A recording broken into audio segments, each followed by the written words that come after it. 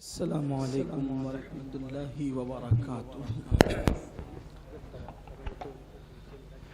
نحمده ونصلي ونسلم على رسوله الكريم اما بعد فاعوذ باللہ من الشیطان الرجیم بسم اللہ الرحمن الرحیم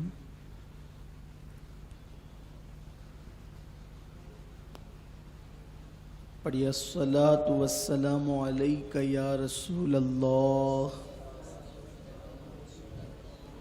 الصلاۃ والسلام علیک یا نبی اللہ، الصلاۃ والسلام علیک یا حبیب اللہ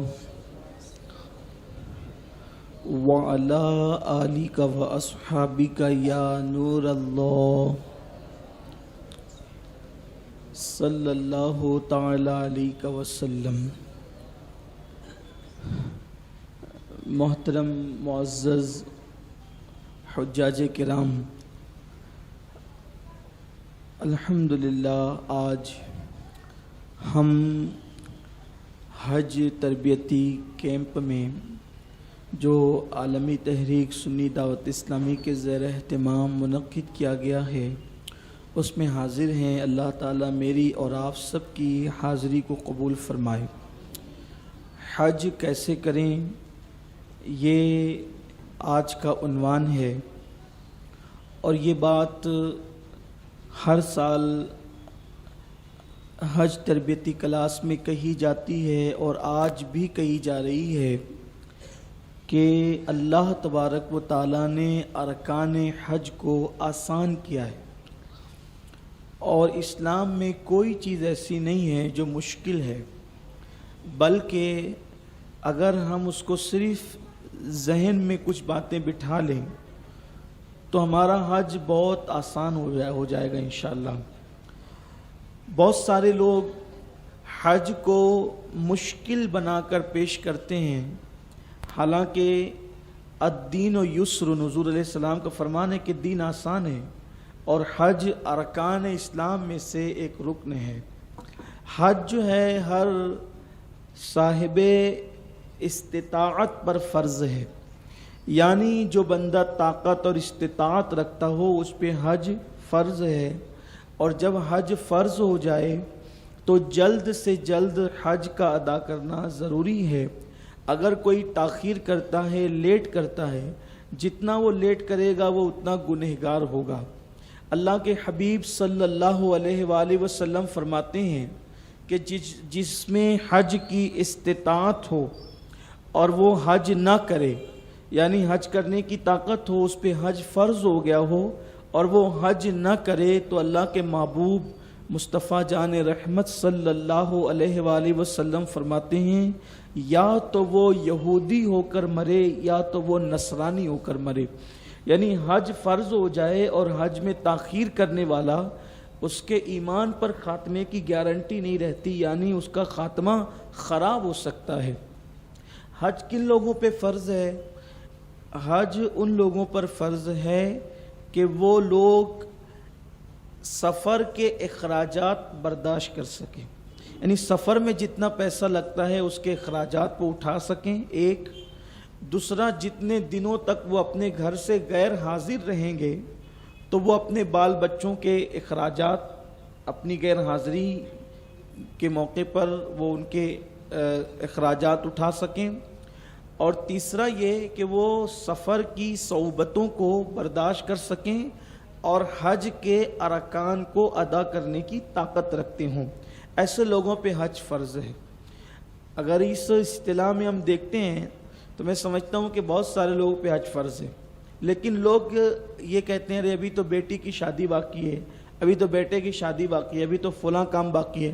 یعنی عام طور پہ ہندوستان میں یہ ذہن بنا ہوا ہے کہ سارے کام سے فری ہو جائیں گے اس کے بعد حج کریں گے، تو سارے کام سے فری ہوتے ہوتے کبھی تو انسان کی زندگی ختم ہو جاتی ہے، یا پھر انسان اتنا بوڑھا ہو جاتا ہے کہ وہ حج کرنے کے قابل نہیں رہتا۔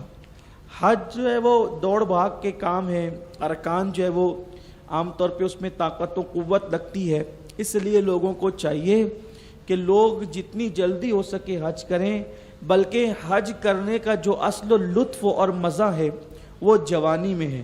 اللہ تعالیٰ سے دعا ہے کہ اللہ تعالیٰ ہم سب کو جوانی میں حج نصیب فرمائیں۔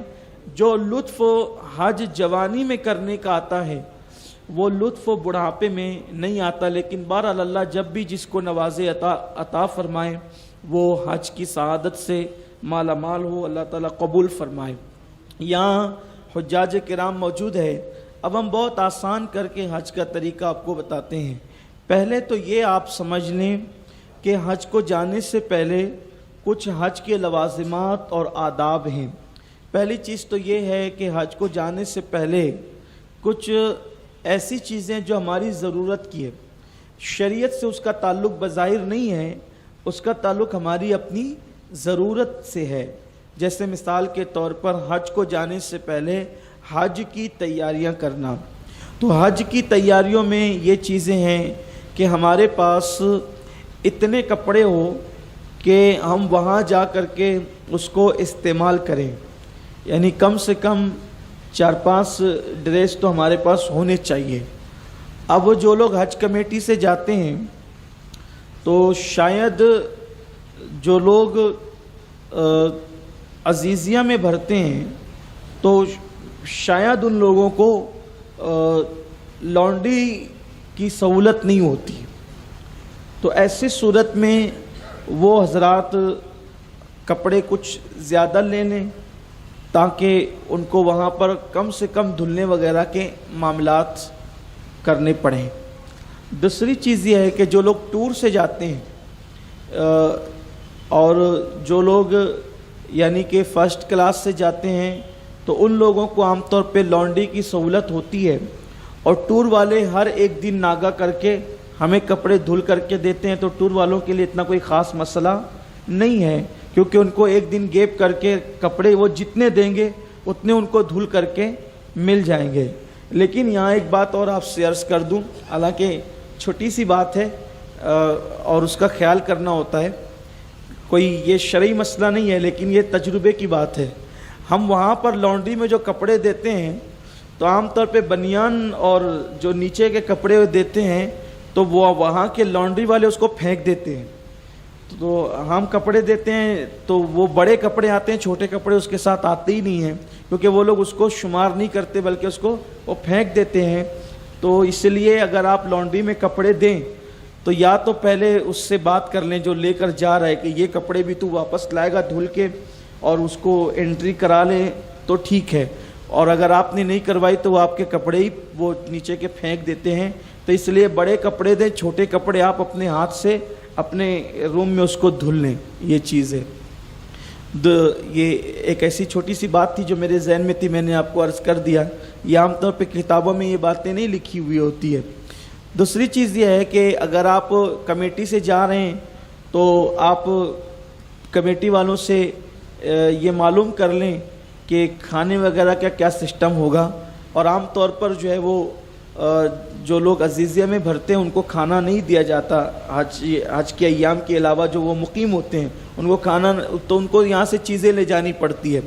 تب یہاں سے ہم لوگ جو ہے وہ آٹا وغیرہ وہ سب چیزیں لے کر کے جاتے ہیں۔ لوگوں کا ذوق ہے کھانے پکانے کی چیزیں، لیکن اب جو ہے وہ بہت آسانی ہو گئی ہے۔ آسانی یہ ہو گئی ہے کہ پیک بن ایسی چیزیں ملتی ہے کہ صرف گرم پانی میں آپ اس کو ڈال دیں اور اس کو جو ہے وہ جوش دے دیں تو آپ کا کھانا تیار ہو جاتا ہے، تو بہت زیادہ پریشان ہونے کی ضرورت نہیں ہے۔ بلکہ ایک اور چیز بھی اور آسان یہ ہے مشورتاً آپ کے لیے، اگر آپ ایسا بھی کر سکتے ہیں کہ آپ کے ساتھ کوئی کھانا پکانے والے لوگ نہ ہوں تو آدمی پریشان ہو جاتا ہے، دشواری میں آ جاتا ہے کہ کیا کریں، تو اس کے لیے ایک آسانی اور بھی ہو سکتی ہے کہ آپ حج کمیٹی سے جا رہے ہیں اور کسی پہچان کے ٹور سے اگر آپ جوائن ہو جائیں تو آپ کو یہ سہولت مل سکتی ہے کہ آپ جو ہے وہ 10 ریال میں 20 ریال میں جو بھی آپ اس سے طے کریں گے ٹور والے سے، تو وہ روزانہ آپ کو کھانا لا کر پہنچا سکتا ہے، یا آپ وہاں جا کر کھانا لا سکتے ہیں۔ تو اس طریقے سے آپ کھانے پکانے کی صعوبت سے بھی بچ سکتے، سستے کے اندر۔ وہ آپ کا اپنا معاملہ ہے، آپ اس کو جیسا پسند کریں۔ مالیگاؤں میں عام طور پہ محبتوں کا ماحول ہے، تو ہمارے لیے ایک آسانی یہ ہوتی ہے کہ اکثر ابھی حج کمیٹی والے یہ کرتے ہیں کہ ایک علاقے والوں کو ایک ساتھ وہ لے کے جاتے ہیں، یعنی اکثر تاریخ جب آتی ہے تو مالیگاؤں والوں کی ایک ساتھ آتی ہے، ناسک والوں کی ایک ساتھ آتی ہے، اکثر و بیشتر ایسا ہوتا ہے، تو 4-4 5-5 کا گروپ بن جاتا ہے، تو اس میں ایسا بھی ہوتا ہے کہ خواتین مل کر کے کھانا پکانا سب بانٹ لیتی ہے، تو اس میں بھی آسانی ہو جاتی ہے، اتنا دشواری کا کوئی میٹر وہاں نہیں ہوتا ہے، جو عام طور پہ پرانے حاجی لوگ آ کر کے ہمیں ڈراتے ہیں۔ وہ پرانے حاجی لوگ ہیں، مجھے معاف کریں، میں ان کی بے عزتی نہیں کر رہا ہوں، لیکن یہ چیز ہے کہ پرانے حاجی لوگ مالیگاؤں کی زبان میں خوب لمبی لمبی چھوڑ کر کے نئے لوگ کو ڈرا دیتے ہیں، تو وہ ڈر جاتے ہیں لوگ، تو پریشان ہو جاتے ہیں کہ کیا ہوگا کیا ہوگا، کچھ نہیں ہوگا۔ ہم جہاں جا رہے ہیں اللہ کے گھر جا رہے ہیں، ہم جہاں جا رہے ہیں اللہ کے گھر جا رہے ہیں اور اللہ کے مہمان بن کے جا رہے ہیں۔ اب آپ مجھے بتائیں، جو جتنا انسان جتنا عزت دار ہوتا ہے وہ اتنا اپنے مہمان کا اتنا خیال کرتا ہے، تو اللہ سے بڑا کون عزت والا ہو سکتا ہے؟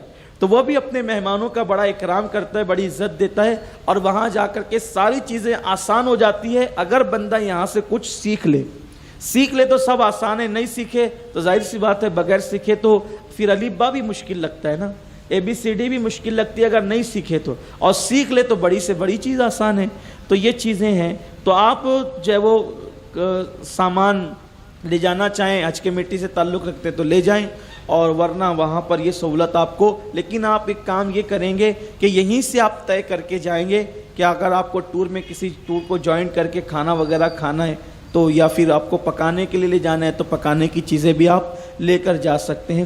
آپ پکانے کی چیزیں جو لے کر جائیں اس میں کوشش یہ کریں کہ جو چیز ہے نا اس کو انگلش میں کچھ لکھ کر کے اس پہ لگا دیں، تو اکثر ایسا نہیں ہوتا ہے لیکن کبھی کبھار ایسا ہوتا ہے، سعودیوں کے موڈ پر ہوتی ہے یہ بات، بڑے اکھڑ دماغ کے لوگ ہیں، کبھی کبھی ایسا ہوتا ہے کہ وہ چاہیں گے تو ایسے ہی چھوڑ دیں گے، اور کبھی کبھی جو ہے وہ موڈ آف رہے گا تو وہ آپ سے چیزیں کھلواتے بھی ہیں، اس میں کیا ہے کھول کے بتاؤ، اب وہ اس میں آپ آٹا ہے وہ بولیں گے یہ کیا ہے، حلازہ کیا ہے یہ، اب آپ کو عربی نہیں آتی، اس کو جو ہے وہ اردو نہیں آتی، تو وہ پریشان کرتے ہیں، کچھ چیزیں جمع بھی کر لیتے ہیں، لیکن اگر آپ اس کو چپکا دیں کہ اس میں یہ چیز ہے انگلش میں لکھ کے لگا دیں تو وہ آپ کے لیے پوچھیں گا بھی نہیں، وہ آپ کے لیے آسانی ہوتی ہے۔ تو یہ چیزیں ہیں، کپڑے ہونے چاہیے آپ کے پاس، آپ کو جو مرض ہے اس مرض کی دوائیاں آپ کے پاس ہونی چاہیے اور زیادہ ہونی چاہیے۔ کبھی کبھی ایسا ہوتا ہے کہ کچھ دوائیاں ہماری ختم ہو جاتی ہے یا ہم نہیں لے جا پاتے ہیں تو ہم وہاں سے دوائیاں خریدتے ہیں، تو اس میں دو چیزیں ہوتی ہیں ہمارے لیے مشکل۔ ایک مشکل یہ ہوتی ہے کہ وہاں کی دوائیاں مہنگی ہوتی ہیں، بلکہ اگر ہمارا یہاں سر درد ہو تو ہم 50 پیسے میں سر درد کی کوئی گولی یہاں لے کے کھا لیتے ہیں، کیونکہ ہمارے یہاں میڈیکل والے ایک گولی بھی ہمیں دیتے ہیں، ٹیبلٹ ایک بھی دیتے ہیں، لیکن وہاں آپ کو ایک گولی نہیں ملتی۔ اگر آپ کو ضرورت ایک گولی کی ہے تو آپ کو پورا پتا خریدنا ہوتا ہے، اور پورا پتا خریدنے میں پھر ہمیں تھوڑی سی وہ ہوتی ہے، دشواری ہوتی ہے، کیونکہ وہاں کی ریال یہاں کی پیسے سے کہیں مہنگی ہوتی ہے۔ بلکہ وہاں پر اگر آپ برش بھی خریدنے کے لیے جائیں تو برش آپ کو 11 ریال 15 ریال 20 ریال سے کم نہیں ملے گا۔ اب آپ سوچئے یہاں جو اچھے سے اچھی کوالٹی کا برش ہم 50 روپے میں خرید لیتے ہیں، اب 11 ریال کتنا ہو رہا ہے، تو 18 روپے کے حساب سے بھی اگر آپ پکڑ لیں تو کتنا ہوتا ہے۔ تو اس طرح سے آدمی کو، اور ظاہر سی بات ہے کتنا بھی مالدار آدمی حج کے لیے جائے تو وہ ایک محدود رقم لے کر جاتا ہے، تو وہاں اس کو سنبھل کے خرچ کرنا ہوتا ہے نا، کہ تاکہ کسی کے آگے ہاتھ نہ پھیلانا پڑے۔ آپ بہت اپنی پوری دولت تو اٹھا کر کے کوئی لے کر نہیں جا سکتا نا، ایک لمٹ میں پیسہ لے جانا ہوتا ہے۔ تو زیادہ سے زیادہ چیزیں آپ یہیں سے لے جائیں، وہاں آپ کو بہت مہنگا پڑتا ہے کوئی چیز وہاں خریدنا، تو اور کچھ زیادہ لے جائیں، آپ کو جتنی ضرورت ہے اس سے آپ زیادہ چیزیں لے کر کے جائیں۔ اس کی وجہ یہ کہ یہ سنت ہے، اللہ کے رسول صلی اللہ علیہ وسلم کے دور میں یمن کے جو حاجی ہوتے تھے، یمنی حاجی، تو وہ کہتے تھے کہ ہم اللہ کی راہ میں نکل رہے ہیں تو ہم اللہ کے توکل پہ نکل رہے ہیں اور کچھ نہیں لے کر جا رہے ہیں۔ پھر وہ کیا کرتے تھے، جب وہاں پہنچتے تھے تو اس سے مانگ اس سے مانگ اس سے مانگ، تو اللہ نے منع فرمایا کہ یہ عادت اچھی نہیں ہے کہ اللہ کے توکل پہ نکلو اور کچھ نہ لے کر نکلو، بلکہ بہتر یہ ہے کہ جتنی ضرورت ہے اس سے زیادہ لے کر کے نکلو، اور خود بھی اپنا استعمال کرو اور دوسروں کو بھی استعمال کے لیے دو، کیونکہ یہ مقبول حج کی علامت ہے۔ سفر حج میں لوگوں کی مدد کرنا دواؤں سے، کھانے سے، پینے سے، پیسے سے، حضور علیہ السلام فرماتے ہیں یہ حج کی مقبولیت کی علامت ہے۔ تو کوشش یہ کریں کہ آپ اتنی اور ایسی چیزیں لے کر کے جائیں کہ وہاں آپ کو کسی سے مانگنا نہ پڑے، بلکہ آپ لوگوں کو خود دیں اور لوگوں کی آپ مدد کریں۔ تو ضرورت سے زیادہ دوا لے لیں، ضرورت سے زیادہ جو ہے وہ کھانے پینے کی چیزیں لے لیں، جیسے عام طور پہ بسکٹ ہے، ٹوس ہے، کھاری ہے، چوڑا ہے، یہ سب چیزیں آپ کے پاس ہونے چاہیے۔ اب یہ کیوں ہونے چاہیے وہ آگے میں آپ کو بتاؤں گا، یہ آپ کو کہاں کام آئے گا۔ اور جب آپ جو چیزیں کچھ لیں گے کھانے پینے کی کہ آپ اس کو فوراً کھا سکتے ہیں، تو چوڑا ہے، بسکٹ ہے، یا جو بھی اور چیزیں آپ ڈائریکٹ کھا سکتے ہیں، اس کو آپ اپنے ہینڈ بیگ میں رکھیں، کچھ آپ اس کو اپنے ہاتھ کے بیگ میں رکھیں۔ آپ کے بیگ عام طور پہ 3 ہونے چاہیے، کم سے کم آپ کے پاس 3 بیگ ہونا چاہیے۔ اگر آپ کا سامان کم سے کم ہے تب بھی ایک لگیج میں جانے والا بیگ، ایک ہاتھ میں رہنے والا بیگ، اور ایک چھوٹا سا بیگ جو آپ کے گلے میں لٹکا رہے۔ ہاتھ جو لگیج میں جائے گا جو بیگ، تو اس کے اندر لکوڈ وغیرہ کا جو سامان ہوتا ہے نا، یعنی کہ پتلی چیزیں ہوتی ہے، تو وہ ساری چیزیں آپ کو لگیج میں ڈالنی ہوگی، کیونکہ اگر آپ ہینڈ بیگ میں یا گلے کے بیگ میں آپ لکوڈ لے جانا چاہیں تو وہ ہندوستان میں ہی جو ہے جب چیکنگ کرتے ہیں تو وہ نکال کے رکھ لیتے ہیں، وہ آپ کو لے جانے نہیں دیں گے۔ آپ گھر والوں کو بھی نہیں دے سکتے، کیونکہ اندر جانے کے بعد، یعنی بورڈنگ لینے کے بعد، جب آپ اندر فلائٹ میں بیٹھنے کے لیے جاتے ہیں تو بیچ میں چیکنگ ہوتی ہے، گھر والے بھی جا چکے ہیں اور اب آپ پلین میں بھی نہیں لے جا سکتے، تو وہ آپ کا سارا سامان وہیں روک لیتے ہیں لکوڈ۔ جیسے مثال کے طور پر آپ کے پاس سر میں لگانے کا تیل ہے، ڈبہ ہے، اب آپ کو وہاں تو سر میں لگانے کے لیے تیل چاہیے، تب آپ نے اس کو ہینڈ بیگ میں رکھ لیا، ہاتھ کے بیگ میں، اب اس کو وہ ہاتھ میں نہیں لے جانے دے گا آپ کو، تو وہ کیا کرے گا، وہ اس کو وہیں نکال کر کے رکھ لے گا۔ اس لیے ایسی جو چیزیں ہیں، تیل ہے، لکوڈ ہے، جو سامان ہے، اس کو لگیج میں آپ کو ڈالنا ہوگا۔ ایک بات، کپڑے وغیرہ بھی سب کو آپ لگیج میں رکھنا ہوگا۔ پھر احرام جو ہے، ایک کم سے کم احرام، اگر آپ پہلے مکہ شریف جا رہے ہیں تو وہ آپ کو ہینڈ بیگ میں رکھنا ہوگا۔ اسی طریقے سے آپ کو پاسپورٹ، ٹکٹ، یہ سب چیزیں جو ہے وہ اپنے گلے پر جو آپ بیگ لٹکائیں گے اس میں آپ کو رکھنا ہوگا۔ اور جو آپ کا ہینڈ بیگ ہو اس میں آپ اپنے پاسپورٹ کے ساتھ اپنے بیگ کے اندر ایک کاغذ پر اپنا نام، اپنے گھر کا مکمل ایڈریس اور اپنا فون نمبر، یہ سب چیزیں آپ اس میں ڈال کر کے رکھیں۔ اللہ نہ کرے کبھی ایسا ہوا کہ وہ کھو گیا، تو عام طور پر ایسا ہی ہوتا ہے کہ فون لگا کر کے وہ آپ کو انڈیا کا نمبر ہو اور وہاں کا نمبر ہو، وہ چیزیں ہونی چاہیے، تو اس سے آپ کو کوئی چیز گم جائے اللہ نہ کرے تو ملنے میں آسانی ہو جاتی ہے۔ اب آپ جو ہے وہ اپنی ضرورت کے مطابق سامان لے کر ایک اور چیز کہ وہاں پر جو سامان لگتا ہے ان میں سردی اور گرمی دونوں کپڑے ساتھ میں رکھنے چاہیے، کیونکہ حج کے موقع پر گھنٹوں میں بھی موسم بدل جاتا ہے۔ ہمارے ہاں کیسا ماحول ہے کہ گرمی ہے، سردی ہے، بارش ہے، عام طور پر ایسا بہت کم ہوتا ہے ہمارے یہاں کہ سردی میں بھی بارش ہو جاتی ہے، یا عام طور پر ہمارے یہاں ایسا کم ہوتا ہے کہ مئی میں بھی ٹھنڈی لگنے لگتی ہے، ایسا بہت کم ہوتا ہے۔ لیکن وہاں ایسا عام طور پہ دیکھا گیا ہے کہ گرمی، شدید گرمی ہے، اور اکثر حج کے ایام میں 1-2 دن پہلے بارش ہو گئی تو اتنی ٹھنڈی پڑنے لگی کہ ہاتھ پیر لوگوں کے پھٹنے لگتے ہیں۔ اب ہوتا ہی ہے کہ یہاں تو معلوم کر کے گئے تھے کہ وہاں گرمی کا موسم ہے، اب اچانک 1 دن پہلے 2 دن پہلے بارش ہو گئی، اتنی سردی ہوئی، تو اب شال بھی نہیں ہے تو کیا کریں، سوٹر بھی نہیں ہے تو کیا کریں، تو عام طور پہ پھر وہاں خریدنا پڑتا ہے، پھر آدمی پریشان ہوتا ہے۔ تو احتیاطاً کچھ کپڑے سردی کے، گرمی کے آپ اپنے پاس رکھیں، یہ آپ کو کام آئے گا۔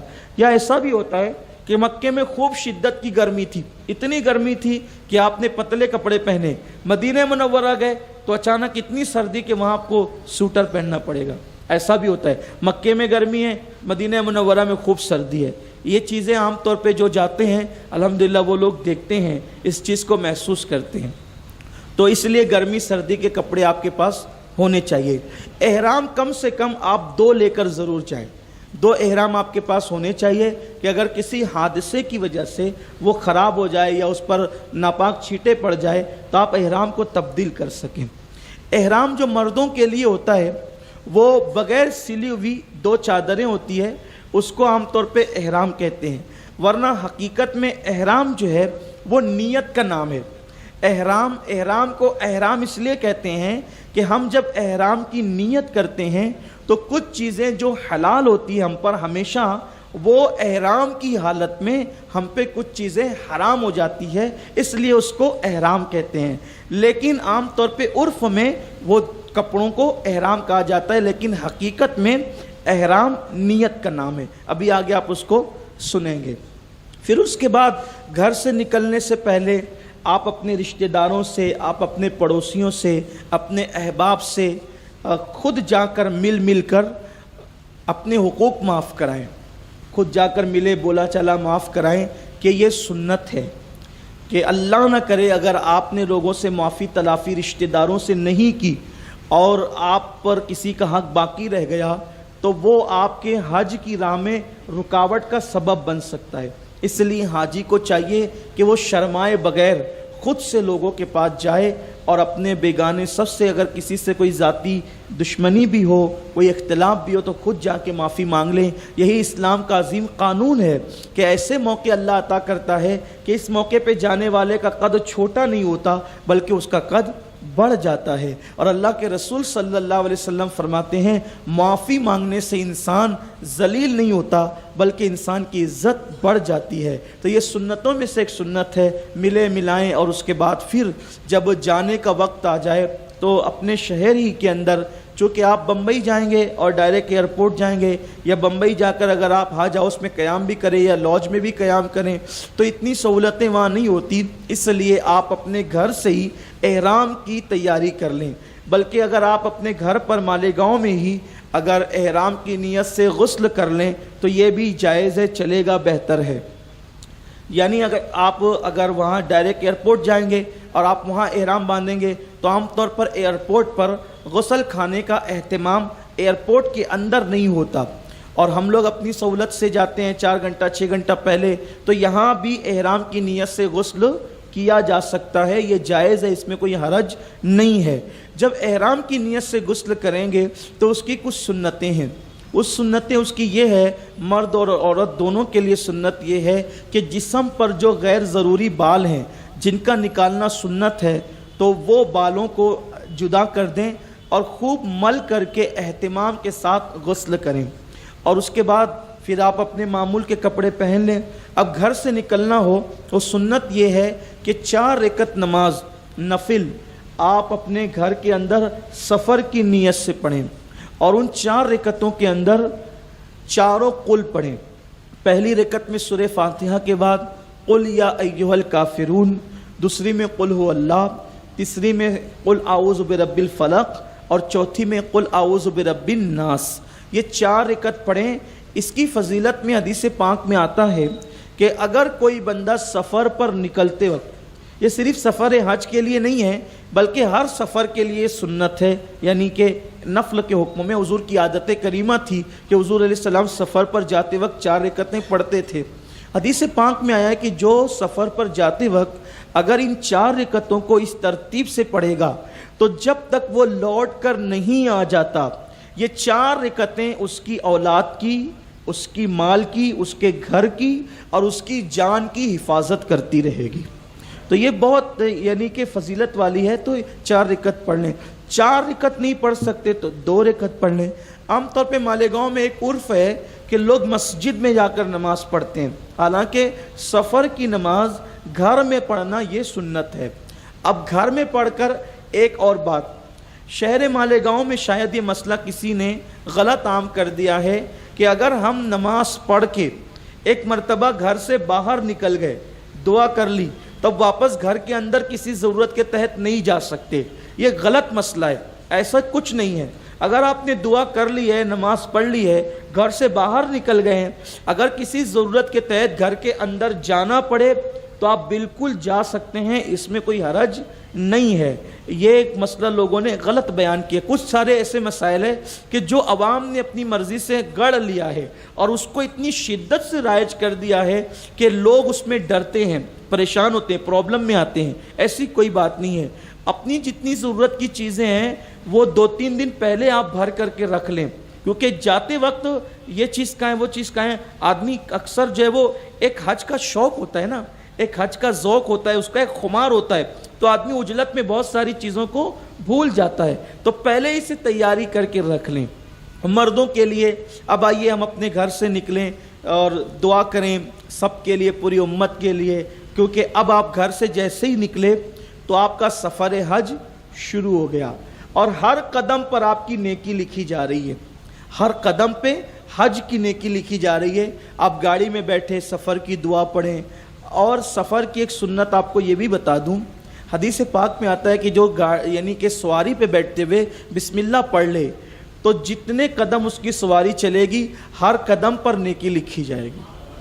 تو یہ بھی برکت کی بات ہے، بسم اللہ شریف پڑھیں، درود شریف پڑھیں، سفر کی دعا پڑھیں، اور ہو سکے تو ایک سنت اور ادا کریں، اذا جاء نصر اللہ، یہ جو ہے وہ سورہ مبارکہ، اس سے پہلے قل یا ایھا الکافرون، پھر اس کے بعد اذا جاء، پھر اس کے بعد تبت یدا چھوڑ کر قل هو اللہ، پھر فلق ناس، اور پھر اس کے بعد پھر بسم اللہ، یعنی یہ صورتیں اگر آپ پڑھتے ہیں 5 صورتیں تو اس کی بڑی فضیلت ہے۔ آقا علیہ السلام فرماتے ہیں کہ اس سفر میں آپ کو کوئی نقصان نہیں ہوگا، آنے والی مصیبتیں آنے سے پہلے ٹل جائے گی، اس کی بڑی برکت ہے، اور خیر کے ساتھ اللہ تعالیٰ آپ کو، اگر اللہ نے زندگی لکھی ہے تو خیر کے ساتھ آپ کو واپسی نصیب ہوگی۔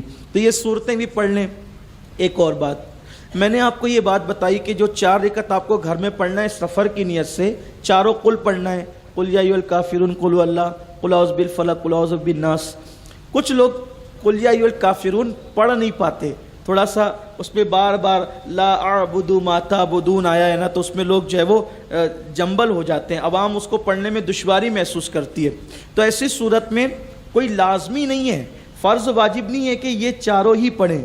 اگر آپ کوئی صورت پڑھنے میں آپ کو دشواری ہوتی ہے تو جو آپ صورت پڑھنا چاہتے ہیں وہ پڑھ لیں، اور 4 رکعت اس طریقے سے مکمل پڑھیں تو انشاءاللہ اس کی برکتیں بھی آپ کو نصیب ہوگی۔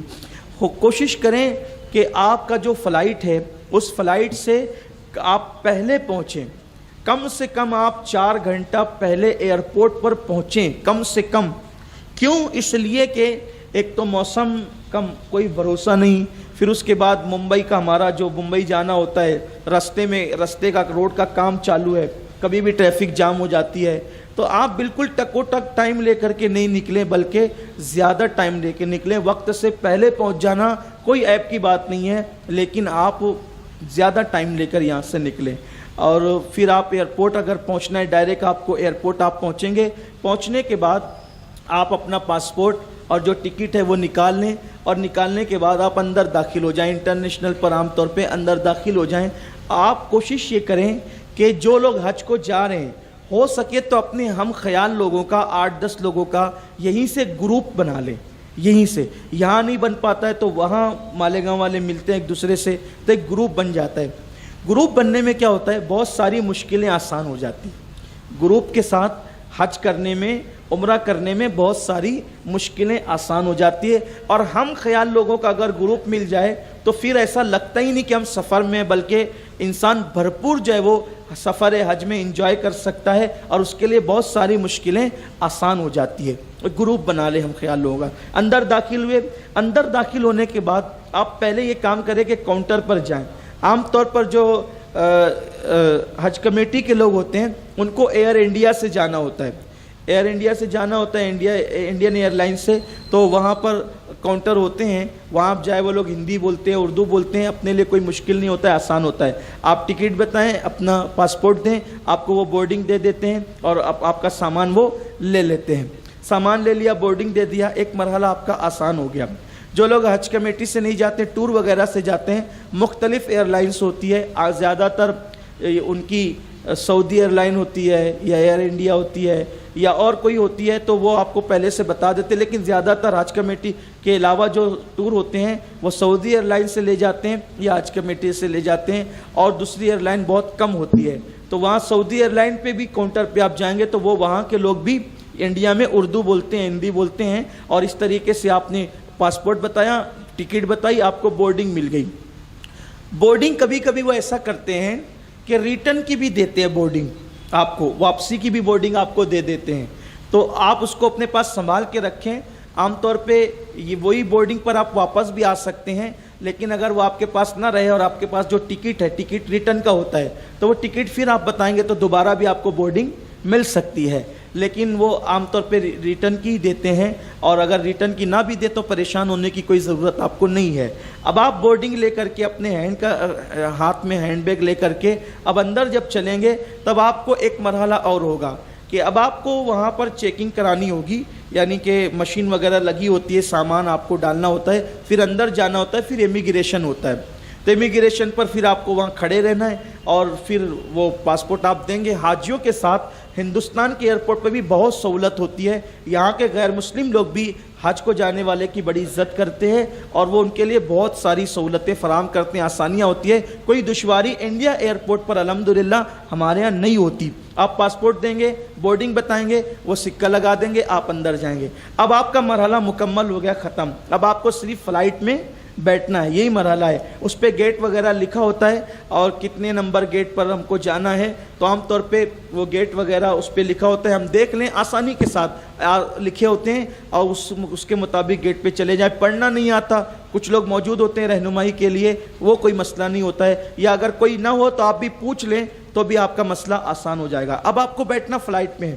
اگر آپ ڈائریکٹ مکہ شریف جا رہے ہیں, اب مکہ شریف جا رہے ہیں, ابھی حج میں 1 مہینہ باقی ہے, 15 دن باقی ہے, 20 دن باقی ہے, 10 دن باقی ہے, 8 دن باقی ہے, اور آپ جا رہے ہیں, تو آپ کو حج جو کرنا ہے وہ حج تمتع کرنا ہے.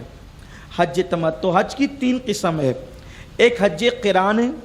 عام طور پر ہندوستان والے حج قران نہیں کرتے, کیونکہ حج قران جس کو کہتے ہیں, معاف کیجیے گا, ایک ہے حج افراد. حج افراد ہندوستان والے عام طور پہ حج افراد نہیں کرتے, کیونکہ جو حج افراد ہوتا ہے اس میں جو احرام باندھتے ہیں وہ صرف حج کی نیت سے احرام باندھتے, صرف حج کی نیت سے, اور جب تک حج نہیں ہو جاتا احرام بندھا رہتا ہے. اس کو کہتے ہیں حج افراد. انڈیا والے حج افراد عام طور پر نہیں کرتے. ہم جو حج کرتے ہیں وہ 2 طرح کا حج کرتے ہیں, ایک حج قران کرتے ہیں یا حج تمتع کرتے ہیں. حج قران میں ایک مشکل یہ آتی ہے کہ جب ہم اپنے وطن سے حج کا احرام باندھتے ہیں تو حج اور عمرہ دونوں کی نیت ایک ساتھ کرتے ہیں, وہاں جا کر کے عمرہ ادا کرتے ہیں, اور عمرہ ادا کرنے کے بعد ہم احرام سے باہر نہیں آتے. کیوں نہیں آتے؟ اس لیے کہ ہم نے قران کیا ہے, یعنی ہم نے حج اور عمرہ کا احرام ایک نیت کے ساتھ باندھا ہے.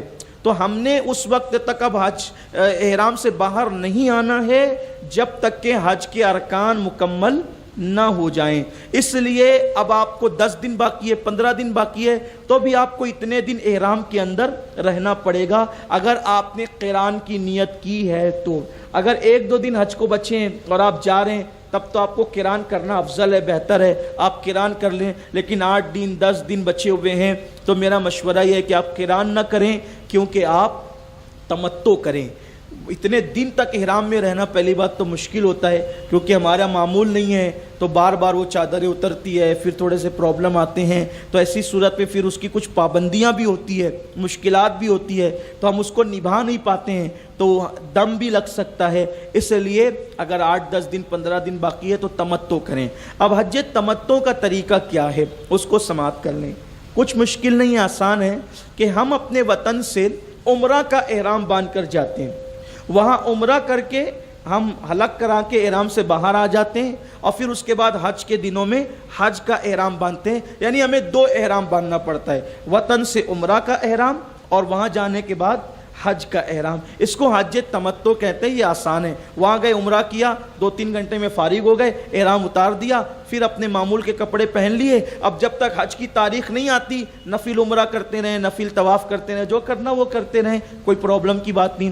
تو اس لیے حج تمتع آسان ہوتا ہے. اب ہم حج تمتع کر رہے ہیں تو اب ہم چونکہ امیگریشن سے پار ہو گئے, تب ہمیں مکہ جانا ہے, مکہ شریف. تو ہم لوگ ایئرپورٹ پر احرام کی چادریں باندھ لیں گے, کیونکہ ہم جو ہے غسل کر چکے تھے, غسل ادا کر چکے تھے احرام کی نیت سے. وہاں جا کر ہم صرف وضو کر لیں, اور وضو کرنے کے بعد کپڑے اتار کر جو احرام کی چادریں اس کو باندھ لیں, تو یہ بھی جائز ہے. اب عام طور پر جو ایئرپورٹ ہوتا ہے اس میں جو لوگ پہلی مرتبہ جاتے ہیں, خاص طور پہ بوڑھے لوگ, تو एयरपोर्ट के अंदर जो इंडिया में एयरपोर्ट है इंटरनेशनल पर, तो अक्सर वहाँ पर इंग्लिश टॉयलेट बनी हुई है, तो आमतौर पे हमें आदत नहीं होती उसमें बैठने की, तो बैठने में दुश्वारी होती है, तो आदमी परेशान होता है। परेशान नहीं हो, इंडिया के मुंबई के एयरपोर्ट पर जितनी टॉयलेट्स हैं तो उसमें आखिरी की 2 जो होती है तो वो इंडियन होती है। अगर आप आखिर की तरफ जाएंगे या वहाँ पर आदमी खड़ा होता है, उससे पूछे वो हिंदी बोलता है उर्दू बोलता है कि इंडियन किधर है, तो वो आपको बताएगा, रहनुमाई करेगा, तो आप वहाँ जाकर इस्तिंजा वगैरह से फारिग हो जाएं और फिर उसके बाद वज़ू करें। वज़ू करने के लिए जब आप नल पर आएंगे, पहली मर्तबा जाने वालों के लिए जो कभी एयरपोर्ट पे गए नहीं हैं, तो वहाँ पर जो है ना हसास नल होते हैं, यानी आपको कोई टोटी वगैरह उसमें नहीं होती, आप हाथ नीचे करेंगे तो पानी आने लगेगा। आमतौर पे ऐसा ही होता है कि अब लोगों को तजुर्बा नहीं होता तो वो उसकी टोटी ढूंढने लगते हैं, इधर से दबा रहे हैं उधर से दबा रहे हैं, परेशान होते हैं। लेकिन वहाँ आप हाथ ऐसे नीचे करेंगे तो आपके उस इशारे से पानी आ जाएगा, आप उस पर वज़ू वगैरह कर लें। वज़ू करने के बाद फिर आप अपने कपड़े उतार करके, वहाँ आमतौर पे प्रेयर रूम लिखा होता है, प्रेयर रूम, और वहाँ इबादत खाने बने होते हैं अंदर एयरपोर्ट पर, तो आप अच्छा वहाँ पर बैठ करके वज़ू करने वाला भी इंतज़ाम होता है उसके अंदर, इबादत खाने के अंदर, तो आप वहाँ बैठ करके भी इत्मीनान से वज़ू कर सकते हैं। अब आपको कपड़े उतार करके एहराम बांधना है। मैं एहराम बांधने का आसान तरीका आपको बता देता हूँ, आप उसको मुलाहिज़ा फरमाएं। एक बार सब लोग मिलकर दुरूद शरीफ पढ़ लें। ये एहराम की 2 चादरें होती है, ये पतला कपड़ा भी होता है और एक तौलिए वाला एहराम भी होता है। तो आपको जो अपनी सहूलत हो आप वो ले लें, और हो सके तो ऐसा भी करें जो नीचे वाला हो वो तौलिए वाला ले लें और ऊपर वाला पतला ले लें, या दोनों तौलिए वाला ले लें। आप अपनी तबीयत के हिसाब से जो चाहे पसंद करें। इसको सिलाई नहीं कर सकते, बगैर सिली हुई चादर पहनना यही सुन्नत है। तो अब एहराम बांधने का कोई ऐसा मखसूस तरीका जिस पर हमको बहुत पाबंद किया गया हो, ऐसा कुछ भी नहीं है। 3 तरीके से आप एहराम बांध सकते हैं नीचे का। एक तो ये कि आप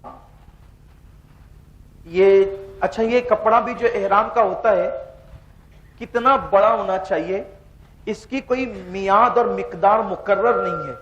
आप दुबले हैं, आप मोटे हैं, तो आप अपनी सहूलत से आपको जो चाहिए जितना चाहिए आप उसको कर सकते हैं। इतना ज्यादा ना ले लें कि पहनने में दुश्वारी हो, और इतना कम भी ना हो कि पहनने में दुश्वारी हो।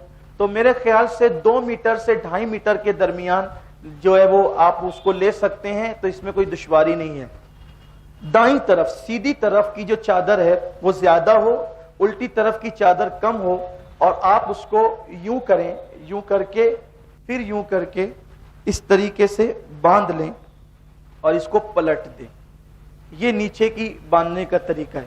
दूसरा तरीका यह है कि आप उसको लुंगी की तरह, जैसे हम बांधते हैं ना लुंगी, उस तरीके से आप इसको अपनी सहूलत के हिसाब से, हमारे शहर में तो माशाल्लाह लोगों को बहुत प्रैक्टिस है लुंगी पहनने की, तो कोई मसला ही नहीं है। इस तरीके से भी आप उसको बांध सकते हैं।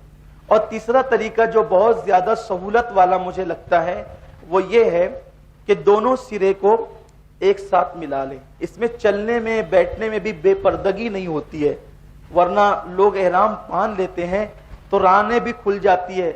एहराम की हालत में तो बहुत एहतियात की जरूरत है, उनका बदन दिखता है।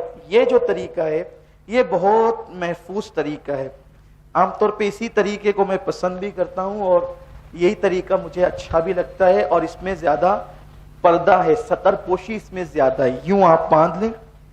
कमर कसने के लिए, कमर कसने की नियत से बेल्ट लगाना ये मकरूह है, इसलिए वो बेल्ट जो कमर कसने के लिए आमतौर पे पैंट में लगाते हैं वो लगाना मकरूह है।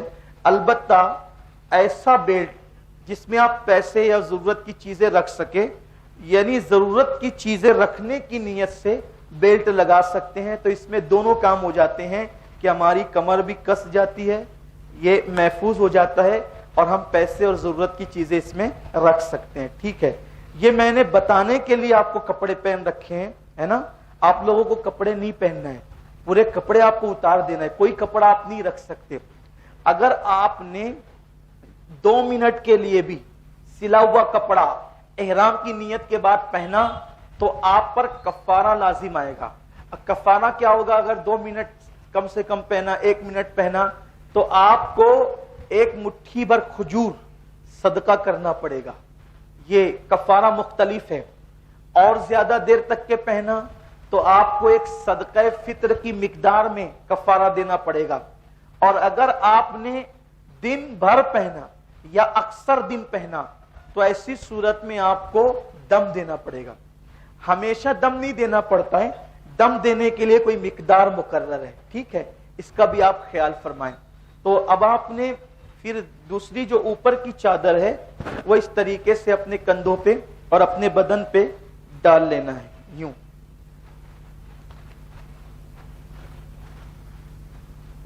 یہ، اور اب آپ نے سارے سلے ہوئے کپڑے نکال دیے اور یہ آپ نے پہن لیا.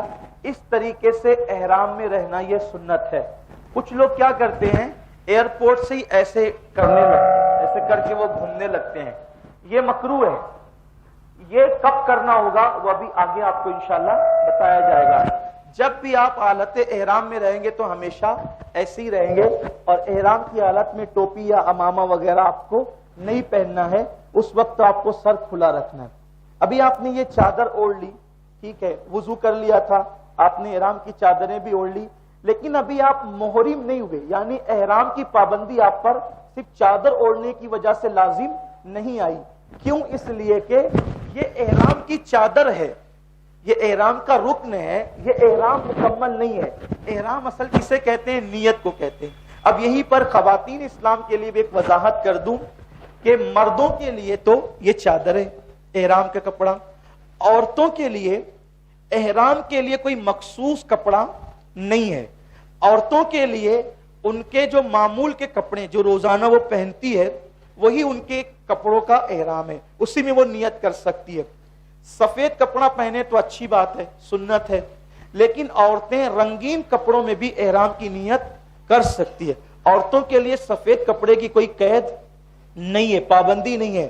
عورتیں جس کپڑے میں چاہیں وہ کر سکتی ہے، لیکن عورتیں خاص بات کا خیال کریں. حالت احرام میں عورتوں کو کان چھپانا یہ فرض ہے. عام طور پر ایسے بھی غیر احرام میں بھی کان چھپانا عورتوں کے لیے فرض ہے، کیونکہ کان جو ہے وہ بھی سر کا حصہ ہے. اچھا، ایک بات اور، اگر کان کھلے کر کے یوں، اور عورتوں کی عادت ہوتی ہے کبھی کبھی کہ وہ اس طریقے سے اوڑھتی ہے.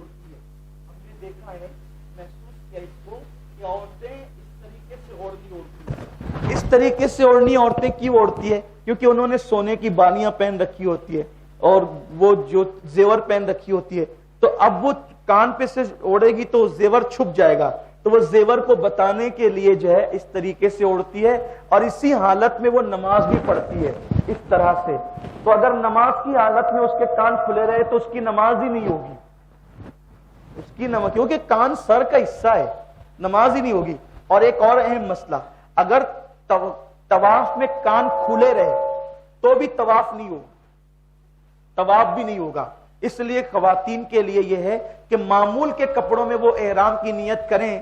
لیکن ایک مشورہ کہ ہمارے یہاں انڈیا کے اندر احرام کے نام سے رومالی ٹائپ ملتا ہے، وہ سلا ہوا ہوتا ہے، تو وہ یہاں سے اس طریقے سے بنتا ہے اور وہ پورا یہاں تک کے آ جاتا ہے، تو اس میں اچھی خاصی ستر پوشی ہو جاتی ہے، تو وہ لے لیں.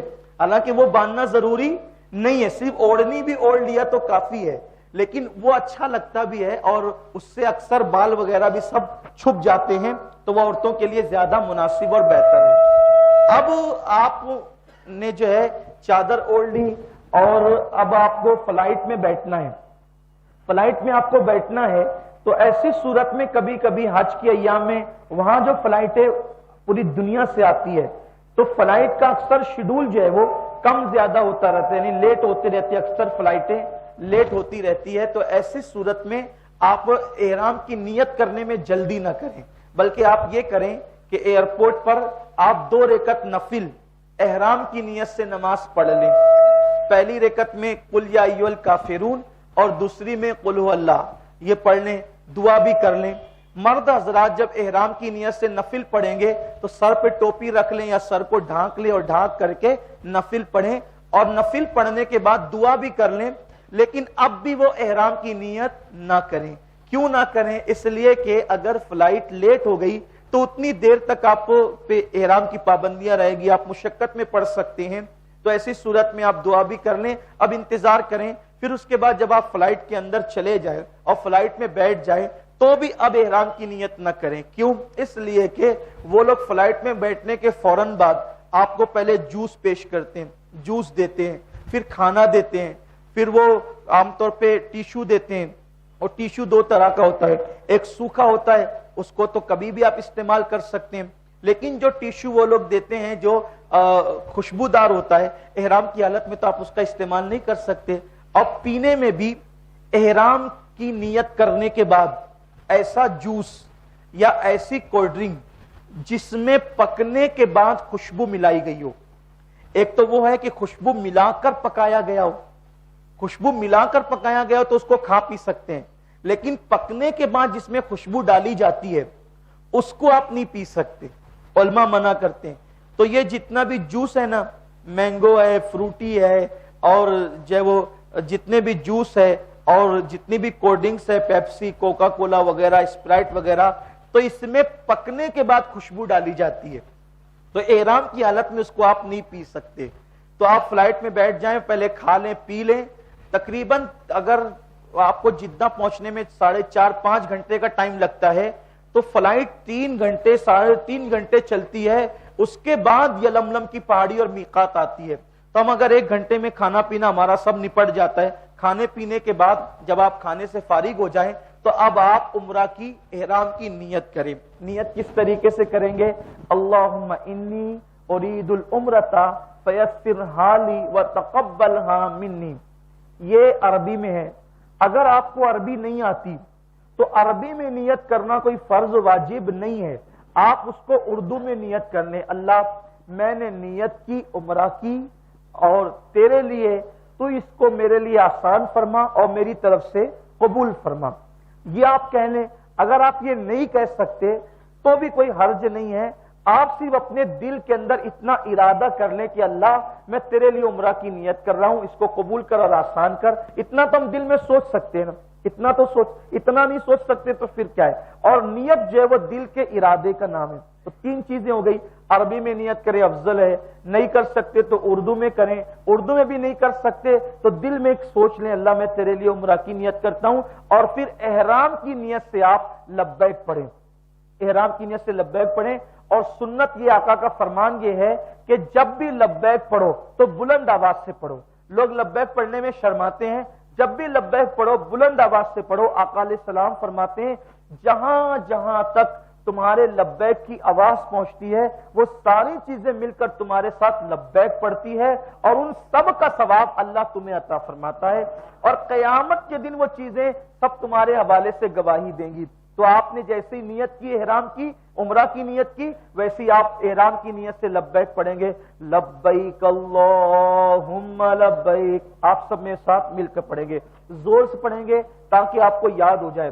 خواتین بھی پڑھیں اپنی آواز میں، لبیک اللہم لبیک لبیک لا شریک لک لبیک ان الحمد والنعمت لک والملک لا شریک لک لبیک اللہم لبیک لبیک لا شریک لک لبیک ان الحمد والنعمت لک والملک لا شریک لک لبیک اللہم لبیک لبیک لا شریک لک لبیک ان الحمد والنعمت لک والملک لا شریک لک۔ کم سے کم 3 بار پڑھیں، پھر جتنا اللہ توفیق دے جی چاہے پڑھیں، پھر دعا کریں کہ یہ دعا کی قبولیت کا وقت آ گیا۔ اب جو آپ دعا کریں گے اللہ آپ کی ساری دعاؤں کو قبول فرمائے گا۔ اب آپ پر احرام کی پابندیاں عائد ہو گئی۔ مرد اور عورت میں احرام کی پابندیاں کیا کیا ہے؟ پہلے وہ مردوں کے حوالے سے پھر عورتوں کے حوالے سے، جو دونوں مشترک ہے پہلے وہ سن لیں۔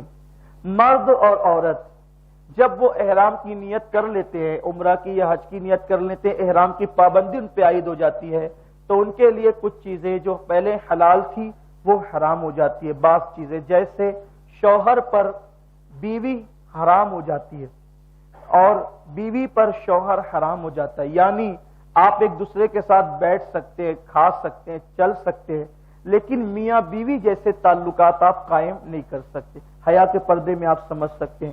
پھر میاں بیوی کے درمیان جو حیا کی باتیں ہوتی ہے، مخصوص باتیں، وہ باتیں بھی کرنا حرام ہو جاتی ہے، یعنی وہ باتیں بھی آپ بات بھی وہ والی باتیں نہیں کر سکتے جس سے آدمی کے جذبات ابھرتے ہوں، وہ باتیں کرنا بھی حرام ہو جاتی ہے اور وہ کام کرنا بھی حرام ہو جاتا ہے۔ ٹھیک ہے، البتہ دنیا کی باتیں، دین کی باتیں، خاندان کی باتیں، یہ ساری باتیں جو عام طور پہ ہوتی ہیں وہ جائز کی جا سکتی ہے۔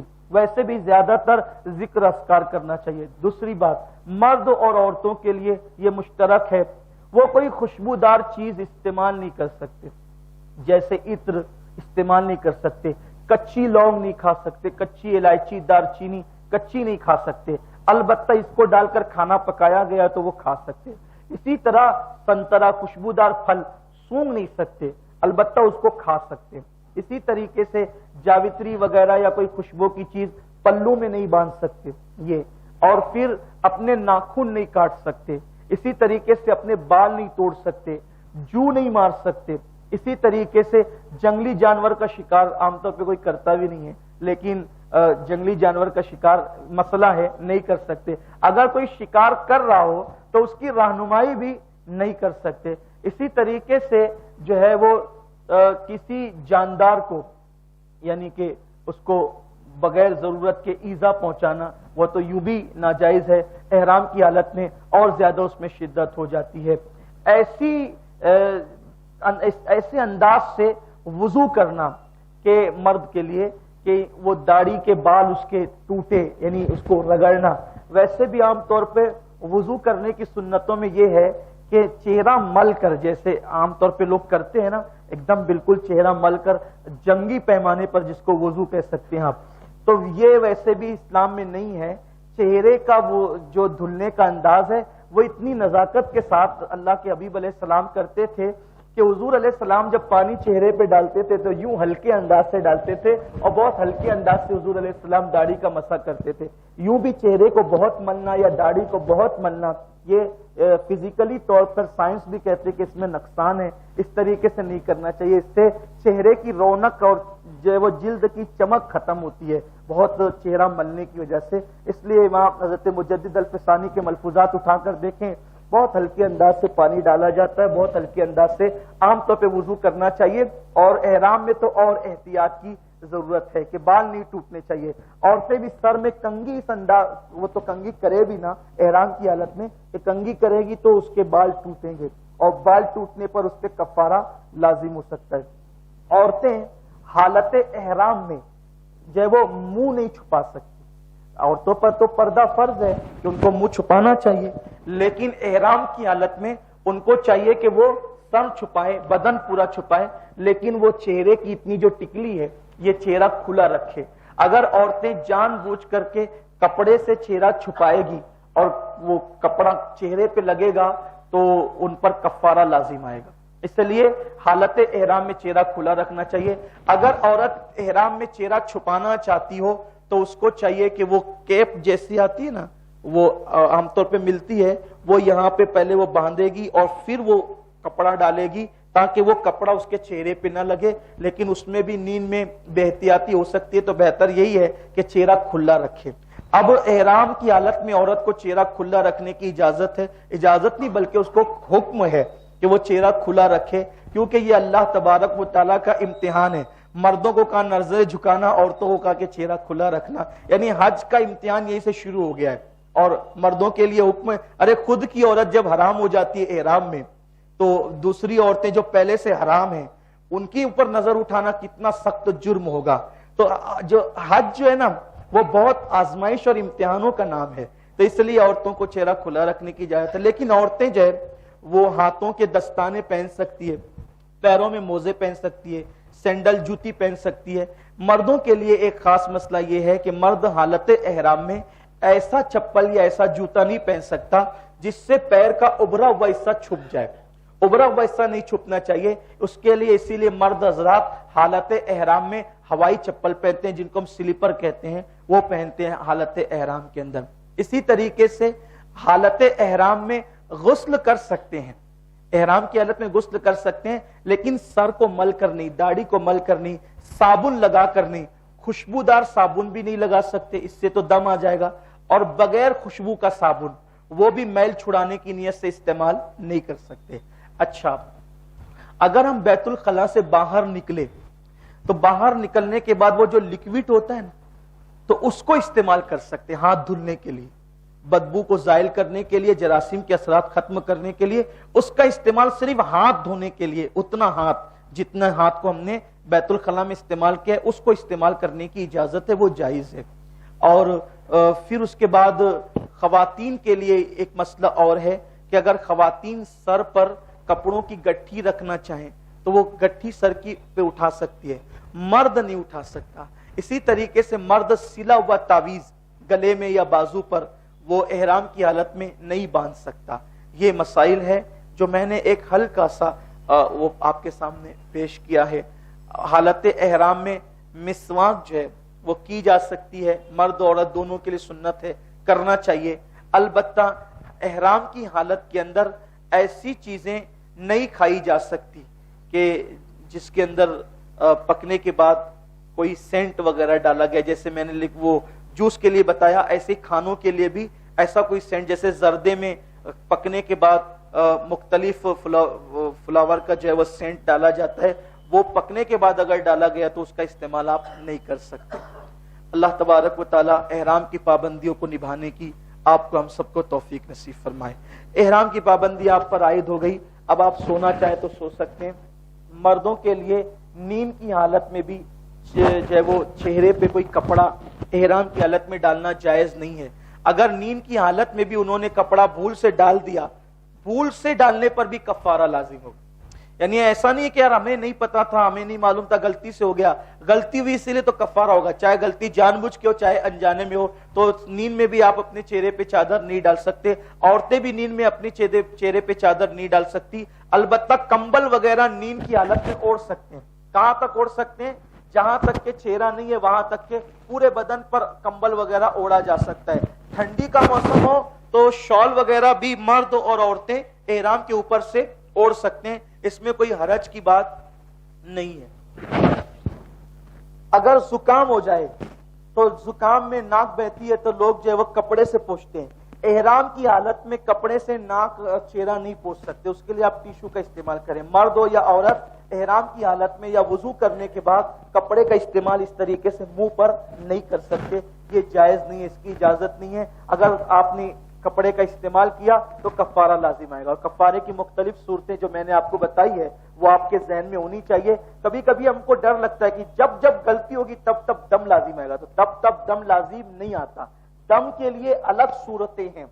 हर मर्तबा गलती पर जो कफारा आता है वो कफारे की अलग अलग सूरतें। इंशाअल्लाह कल और परसों भी ये सिलसिला जारी रहेगा, तो हम आपको सवाल करने की इजाजत देंगे इंशाअल्लाह, और उसमें आपको हम बताएंगे कि आपके लिए जो है वो क्या कफारा कब लाजिम हो सकता है। इसको ज़हन में रखना खास जरूरी है कि आपके लिए कौन सा कफारा कब लाजिम हो सकता है। हर गलती पर दम नहीं होता, इसका आप ख्याल रखें। दम कब कब होता है उसकी वजाहत आगे आएगी इंशाअल्लाह। अब पर फ्लाइट चल रही है, आप जिक्र अस्कार करें, दुआएं करें, सोना चाहें तो आप सो सकते हैं। उसके बाद जब आप जिद्दा उतरेंगे, जिद्दा उतरने के बाद अगर अल्लाह आप पे करम फरमाए तो आपका काम 10 मिनट से 15 मिनट में भी हो सकता है, आप बाहर निकल जाएंगे। लेकिन अगर कभी आजमाइश हो गई तो आप 8 घंटे भी बिठाए जा सकते हैं, क्योंकि भीड़ बहुत होती है और वो इतने निकम्मे होते हैं सऊदी काम करने वाले।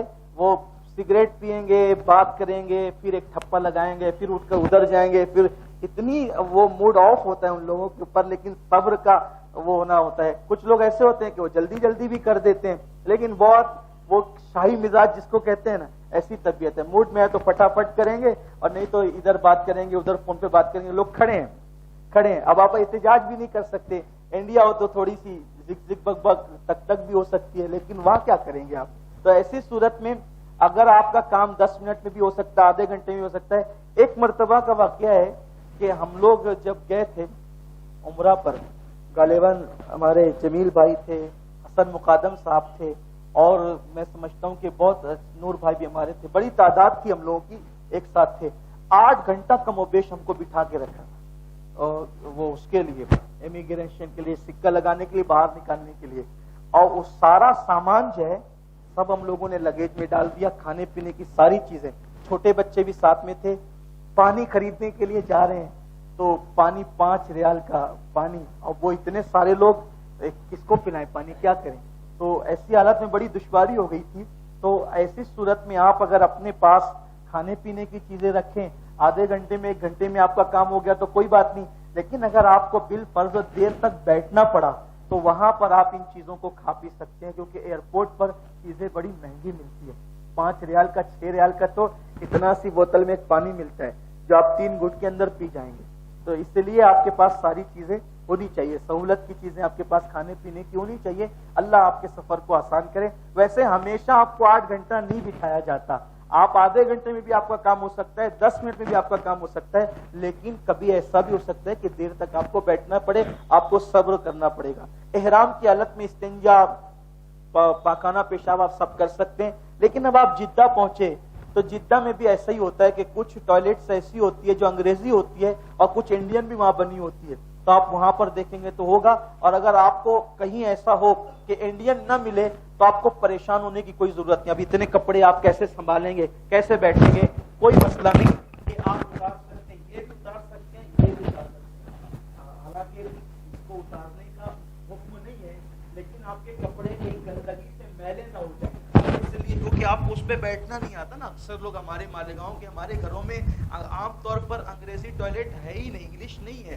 تو بیٹھنے کا مزاج نہیں ہوتا ہے بڑے بوڑھوں کا، تو وہ پریشان ہو جاتے ہیں۔ تو ایسی صورت میں آپ یہ بھی لٹکا دیں، وہاں لٹکانے والا ہوتا ہے، یہ بھی لٹکا دیں اور دونوں پیر اس کے اوپر رکھ کر کے بیٹھ جائیں، استنجا وغیرہ کر لیں۔ اس کو اتار کر رکھنے سے یا اس کو اتار کے رکھنے سے آپ کا احرام ختم نہیں ہوگا، آپ کے احرام کی نیت ٹوٹے گی نہیں۔ لوگ کیا سمجھتے ہیں، ارے چادر ہٹا لی تو احرام کی نیت ختم ہو جائے گی، نہیں، یہ چادر احرام کی چادر ہے، لیکن اصل جو ہے وہ احرام نیت کو کہتے ہیں، اصل احرام نیت کو کہتے ہیں۔ تو آپ اس کو اتار کر بھی استنجا وغیرہ کر سکتے ہیں، اس کے بعد آپ پھر باندھ لیں اندر، اور اس کے بعد پھر اس کو اسی طرح اوڑھ لیں، وضو وغیرہ کر لیں۔ اب آپ جو ہے وہ باہر جیسے نکلیں گے تو آپ کا سارا سامان جو ہے وہ پہلے سے آ کر کے وہاں پڑا رہے گا، اور بیگ پر بڑے الفاظ میں یہیں سے آپ کو اپنا نام لکھ لینا چاہیے، وہ نشانی رہتی ہے۔ کوئی کپڑا وغیرہ بھی نشانی کا باندھ لینا چاہیے تو وہاں ڈھونڈنے میں آسانی ہوتی ہے۔ تو سارا سامان وہاں پہ آپ کا پہلے سے پڑا ہوا رہے گا، آپ ویل چیئر وہ جو ہے وہ لے لیں، اور اس کے بعد وہ لینے کے بعد ٹرالی لینے کے بعد اس میں اپنا سامان رکھیں۔ آپ جیسے ہی باہر نکلیں گے تو معلم کی بسیں وہاں پر پہلے سے موجود ہوگی، وہ آپ کو وہاں آدمی موجود رہے گا، معلم کی بس میں بٹھائے گا، اور پھر آپ مکہ المکرمہ جائیں گے۔ کوشش کریں زیادہ باتیں نہ کریں، فضول باتیں نہ کریں، دنیا کی باتیں نہ کریں، کیونکہ زندگی میں ایک مرتبہ، پہلی مرتبہ، اور ہو سکتا ہے اللہ نہ کرے آخری مرتبہ ہمیں یہ موقع میسر آیا ہے، تو ہمیں زیادہ سے زیادہ اللہ کی عبادت کرنا چاہیے، درود شریف پڑھنا چاہیے، لبیک پڑھنا چاہیے، بلندی پر چڑھو تو لبیک پڑھو، نیچے اترو تو لبیک پڑھو، اللہ کی تسبیح کرو، تحلیل کرو، بڑی برکت والی زمین ہے۔ تو اب آپ بس میں بیٹھیں، دعا پڑھیں، پھر لبیک پڑھتے ہوئے مکہ شریف کی طرف روانہ ہو جائے۔ آئیے ذرا ایک مرتبہ سب بلند آواز سے پھر لبیک پڑھتے ہیں۔ لبیک اللہم لبیک، لبیک لا شریک لک لبیک، ان الحمد والنعمت لک والملک،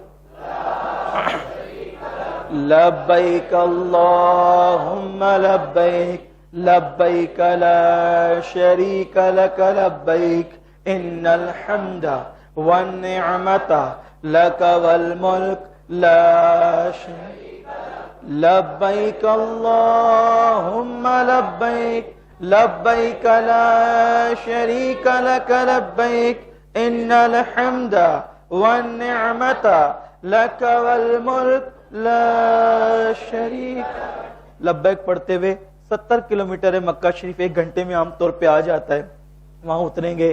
اگر آپ عزیزیہ میں رکے ہیں تو وہاں پہ پھر آپ کو روم تقسیم ہوگا، ٹور میں گئے ہیں تو مکہ شریف میں جہاں بھی آپ رکے ہیں آپ اپنا روم لے لیں, اس کے بعد سامان وغیرہ سب سیٹ کر دیں اور لبیک پڑھتے رہے, ذکر اذکار کرتے رہیں.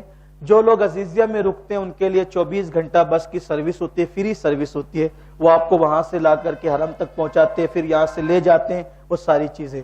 اب آپ کو یہاں کچھ تھوڑی سی تجربات جو ہمارے حاجی صاحبان کو حاصل ہے, جو ہم نے اپنے بڑوں سے سنا ہے, اس کے مطابق آپ کو کچھ بتاتے ہیں. سامان رکھ دیے. اگر آپ بالکل فریش ہے, تازہ دم ہے, آپ کو تھکن نہیں ہے, تو آپ عمرہ کے لیے نکل پڑیں. اور اگر آپ تھکے ہوئے ہیں, کھا لے پی لیں, سو جائیں, 2-3 گھنٹے آرام کر لیں, یعنی تھکن اتار کر عمرہ کے لیے جائیں, کیونکہ 2 گھنٹے پھر مسلسل آپ کو دوڑنا بھاگنا ہے. تو آدمی کیا کرتا ہے, جیسے ہی وہاں پہنچے, کچھ لوگ جذبات میں تھے, چلو چلو چلو چلو, آئے اسی لیے آئے ہیں, پھر وہاں جاتے ہیں, جیسے ایک چکر ہوتا ہے, پھر اس کے بعد بجھ جاتے ہیں, اور پھر دل میں معاذ اللہ خیال آنے لگتا ہے, رہے یار تھوڑا سا آرام کر لیتے تو اچھا ہوتا. اور تھکے تھکے دل سے, جس میں خوشی و خضوع نہ ہو, پھر عبادت میں مزہ نہیں آتا. تو آپ کو فوراً عمرہ کرنے کے لیے شریعت نے مجبور نہیں کیا ہے. اگر آپ میں واقعی طاقت ہے, قوت ہے تو کریں, ورنہ اگر آپ تھک گئے ہیں تو آپ آرام کر لیں, آرام کرنے کے بعد پھر کریں. اب آپ نے آرام کر لیا یا آپ جانا چاہتے ہیں حرم میں, تو آپ تازہ وضو کریں, ہو سکے تو غسل کر لیں, افضل ہے. لیکن غسل ایسا ہی بس بدن پہ پانی بہانا جس کو کہتے ہیں, بس یہی, مل نہیں سکتے, میل نہیں چھڑا سکتے, صابن کا استعمال نہیں کر سکتے. اب آپ ہوٹل سے نکل رہے ہیں, ہوٹل سے نکلتے وقت حاجی صاحبان اور ساری حجن صاحبان ایک بات کو آپ ذہن نشین کریں گے کہ بات یہ ہے کہ ہوٹل کے کاؤنٹر سے آپ وہ اس کا جو کارڈ ہوتا ہے نا, اس کے پتے کا, ایڈریس کا جو کارڈ ہوتا ہے, وہ ساتھ میں لیں اور جتنے افراد ہیں سب کو تقسیم کریں. بلکہ میرا مشورہ تو یہ ہے کہ جتنے افراد ہیں ان سب کے پاس موبائل ہونا چاہیے. اس سے سہولت کیا ہوتی ہے کہ اگر حرم میں کوئی گم جائے, بس اللہ کی بڑی آزمائش ہے کسی کا حرم میں گم جانا, آپ ڈھونڈ ہی نہیں سکتے, نہیں ڈھونڈ سکتے آپ حرم میں گمنے والے کو. آدمی کے لیے بڑے مسائل ہیں, زبان ہی نہیں آتی ہمیں ان کی, ہماری زبان ان کو نہیں آتی ہے. تو اس لیے اپنے پاس موبائل ہونا چاہیے, سب کے پاس ہو, تاکہ ہم فوری طور پر ایک دوسرے سے رابطہ کر سکے کہ میں کہاں ہوں. یہ چیزیں حجی میرے خیال سے 50 ریال کا 30 ریال کا کارڈ وہاں پہ ملتا ہے, یا یہیں سے بھی آپ ایئرپورٹ سے بھی خرید سکتے ہیں, یہاں بھی ملتا ہے, تو آپ لے لیں اس کو. 30-40 ریال 50 ریال کوئی زیادہ مشکل بات نہیں ہے, لیکن اس سے آپ کو آسانی رہے گی. اور جو ہے وہ آپ کے پاس ہونا چاہیے. اور ہوٹل کا کارڈ, اگر اللہ نہ کرے آپ میں سے کوئی گم ہو جائے تو آپ کو بات کرنے کی ضرورت نہیں. آپ اگر کسی کو ہوٹل کا کارڈ بتا دیں تو وہ آپ کو برابر اپنی ہوٹل پہ لا کے پہنچا سکتے ہیں. ہر ایک کے پاس ہونا چاہیے.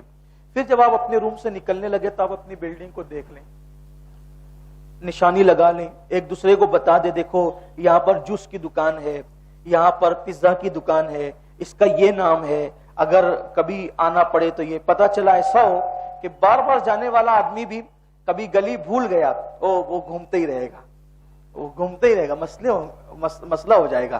تو اس لیے جو ہے وہ کچھ نشانی متعین کر لیں کہ جیسے یہاں یہ ہے, یہاں یہ ہے, تاکہ آپ جب واپس آئیں تو آپ کے لیے کوئی مشکل نہ رہے. یہ چھوٹی سی بات, یہ بات ہے چھوٹی سی, لیکن کبھی کبھی بڑے بوڑھوں کے لیے اور پہلی مرتبہ جانے والوں کے لیے کچھ مشکلات پیدا کرتی ہے.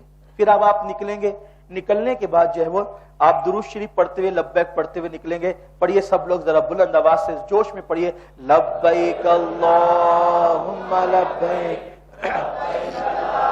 شریک لک لبیک ان الحمد والنعمت لک والملک لا شریک لک لبیک اللہم لبیک لبیک لا شریک لک لبیک ان الحمد والنعمت لک والملک لا شریک لک لبیک اللہم لبیک لبیک لا شریک لک لبیک ان الحمد والنعمت لک والملک لا. پرانی جو کتابیں ہیں اس میں لکھا ہوا ہے کہ باب السلام سے داخل ہونا سنت ہے. تو پرانی کتابوں میں پڑھ کر اب ہم باب السلام وہاں ڈھونڈتے رہتے ہیں, تو باب السلام ہی ڈھونڈتے رہ جاتے ہیں, باب السلام نظر ہی نہیں آتا. اس لیے پہلی بات تو یہ کہ جو اصل باب السلام تھا وہ حرم کے اندر آ گیا, اور حرم بہت بڑا ہو گیا, اس سے بہت دور چلا گیا. ایک بات. دوسری بات یہ, جو باب السلام اب ہے تو اس سے آپ جب اندر آتے ہیں تو لوگ صفا مروہ کی وہاں صحیح کر رہے ہوتے ہیں, تو اکثر وہاں پر وہ دروازہ بند رہتا ہے, کھلا رہتا ہے, تو وہاں متوا بیٹھا ہوتا ہے, شورتا ہوتا ہے, وہ آپ کو اندر آنے نہیں دیتا. اس لیے اب یہ ہے کہ آپ کو جس دروازے سے جو آپ کا گھر قریب پڑتا ہے، آپ کی بلڈنگ قریب پڑتی ہے، یا بس والا جہاں آپ کو لاتا ہے، جس دروازے سے آپ داخل ہونا چاہیں داخل ہوں، آپ کوشش یہ کریں کہ بڑے دروازوں سے داخل ہوا کریں. آپ کوشش کریں کہ بڑے دروازوں سے داخل ہوا کریں. تقریباً 6 دروازے بڑے بڑے ہیں، تو ان دروازوں سے داخل ہوں. اور اگر چھوٹے دروازے سے داخل ہو تو پہلے آپ اس کا نمبر دیکھ لیں. حالانکہ کوشش یہی ہونی چاہیے کہ بڑے دروازے سے داخل ہو تو نکلنے میں ہمیں آسانی ہوتی ہے، کیونکہ بڑے دروازے جو ہیں تو ان کی پارٹی اندر بھی حرم میں لگی ہوئی ہے، نشانی ہے، تو ہم کو وہ پڑھ کر کے اس سے باہر نکلنے میں آسانی ہوتی ہے. ایک بات. دوسری بات یہ کہ چپل کے لیے کوئی آپ کے پاس ایسا بیگ ہونا چاہیے جو آپ پیٹھ پر ورنہ آپ جتنی مرتبہ جائیں گے ہر مرتبہ آپ کو نئی چپل خریدنی پڑے گی یا نکالنی پڑے گی. لوگ کیا کرتے ہیں، وہ جس کی دیکھتے ہیں وہ اٹھا کر کے لے کے چلے جاتے ہیں. لوگ نہیں بھی لے کے جاتے ہیں تو ایسا بھی ہوتا ہے کہ صاف صفائی کرنے والے وہ ساری چپلوں کو اٹھا کر کے باہر پھینک دیتے ہیں. تو اس لیے چپل اگر آپ کے اپنے پاس بندی ہو یا پیچھے رہے تو اچھا رہے گا، ورنہ لوگ ہاتھ میں لے کر کے طواف کرتے ہیں، بہت برا لگتا ہے. اتنا ہم اپنی چپلوں کو اپنی مسجدوں کے اندر نہیں لاتے اور لوگ مسجد حرام میں ایسی چپل لے کر کے جو ہے وہ طواف کرتے پھرتے ہیں. یہ نہیں ہونا چاہیے. ایک ایسا بیگ آپ کے پاس ہو جو آپ کی پیٹھ پر آپ اس کو آسانی کے ساتھ لٹکا سکے یا آپ اس طریقے سے اس کو باندھ سکے، اس میں آپ اپنی چپل رکھ دیں تاکہ آپ کو چپل کا کوئی ٹینشن نہ ہو. جس دروازے سے چاہے آپ داخل ہو جائیں، لیکن جب آپ داخل ہو رہے ہوں لبیک پڑھتے ہوئے تو آپ کی نظریں نیچی ہو، ادھر ادھر پریشان نظری سے نہ دیکھیں، اور آپ کوشش کریں کہ آپ اندر اندر اندر اندر آتے جائیں. پھر اس کے بعد جب آپ ایک ایسا مقام آئے گا کہ آپ نظریں نیچی ہوگی اور کھلا آسمان آپ کو دکھائی دے گا، تو آپ ایسی صورت میں کہیں دائیں بائیں ہو جائیں، رستے سے ہٹ جائیں اور وہیں پر آپ کھڑے ہو جائیں. کھڑے ہو کر کے آپ کو پہلی نظر کعبے پہ اٹھانا ہے. اچانک اٹھ جائے گی وہ لطف نہیں آئے گا، لیکن آپ نظریں جھکا کر کے بالکل کعبے کو نہ دیکھتے ہوئے ایسے جائیں گے خاموشی سے. اس کے بعد آپ ایک ایسے مقام پہ کھڑے ہو جائیں جہاں سے آپ کو کوئی ہٹا نہ سکے، کوئی چلتا پھرتا آپ کو دھکا نہ دے سکے. اطمینان سے کھڑے ہو جائیں اور کھڑے ہو کر کے پھر اہتمام کے ساتھ آپ کعبے پر نظر اٹھائیں. یہ کعبۃ اللہ شریف نہیں ہے، کعبے کا ماڈل ہے، لیکن صرف سمجھانے کے لیے، تشبیہ کے لیے نہیں، ملانے کے لیے نہیں، صرف سمجھانے کے لیے بنایا گیا ہے تاکہ آپ اس کو سمجھ سکیں. اس کو بنانے میں ہمارے برادر امین نوری صاحب، عطاء الرحمان نوری صاحب اور بھی ہم ان کے جو رفقا ہیں، ان لوگوں نے بڑی محنتیں کرتے، اور بھی جو ساتھی ہیں، اللہ تعالیٰ ان سب کو اس کا بہتر صلہ عطا فرمائے. بہت خوبصورت یہ لوگ بناتے ہیں ماشاءاللہ، تاکہ ہمارے حاجی صاحبان کو سمجھنے میں بڑی آسانی ہوتی ہے.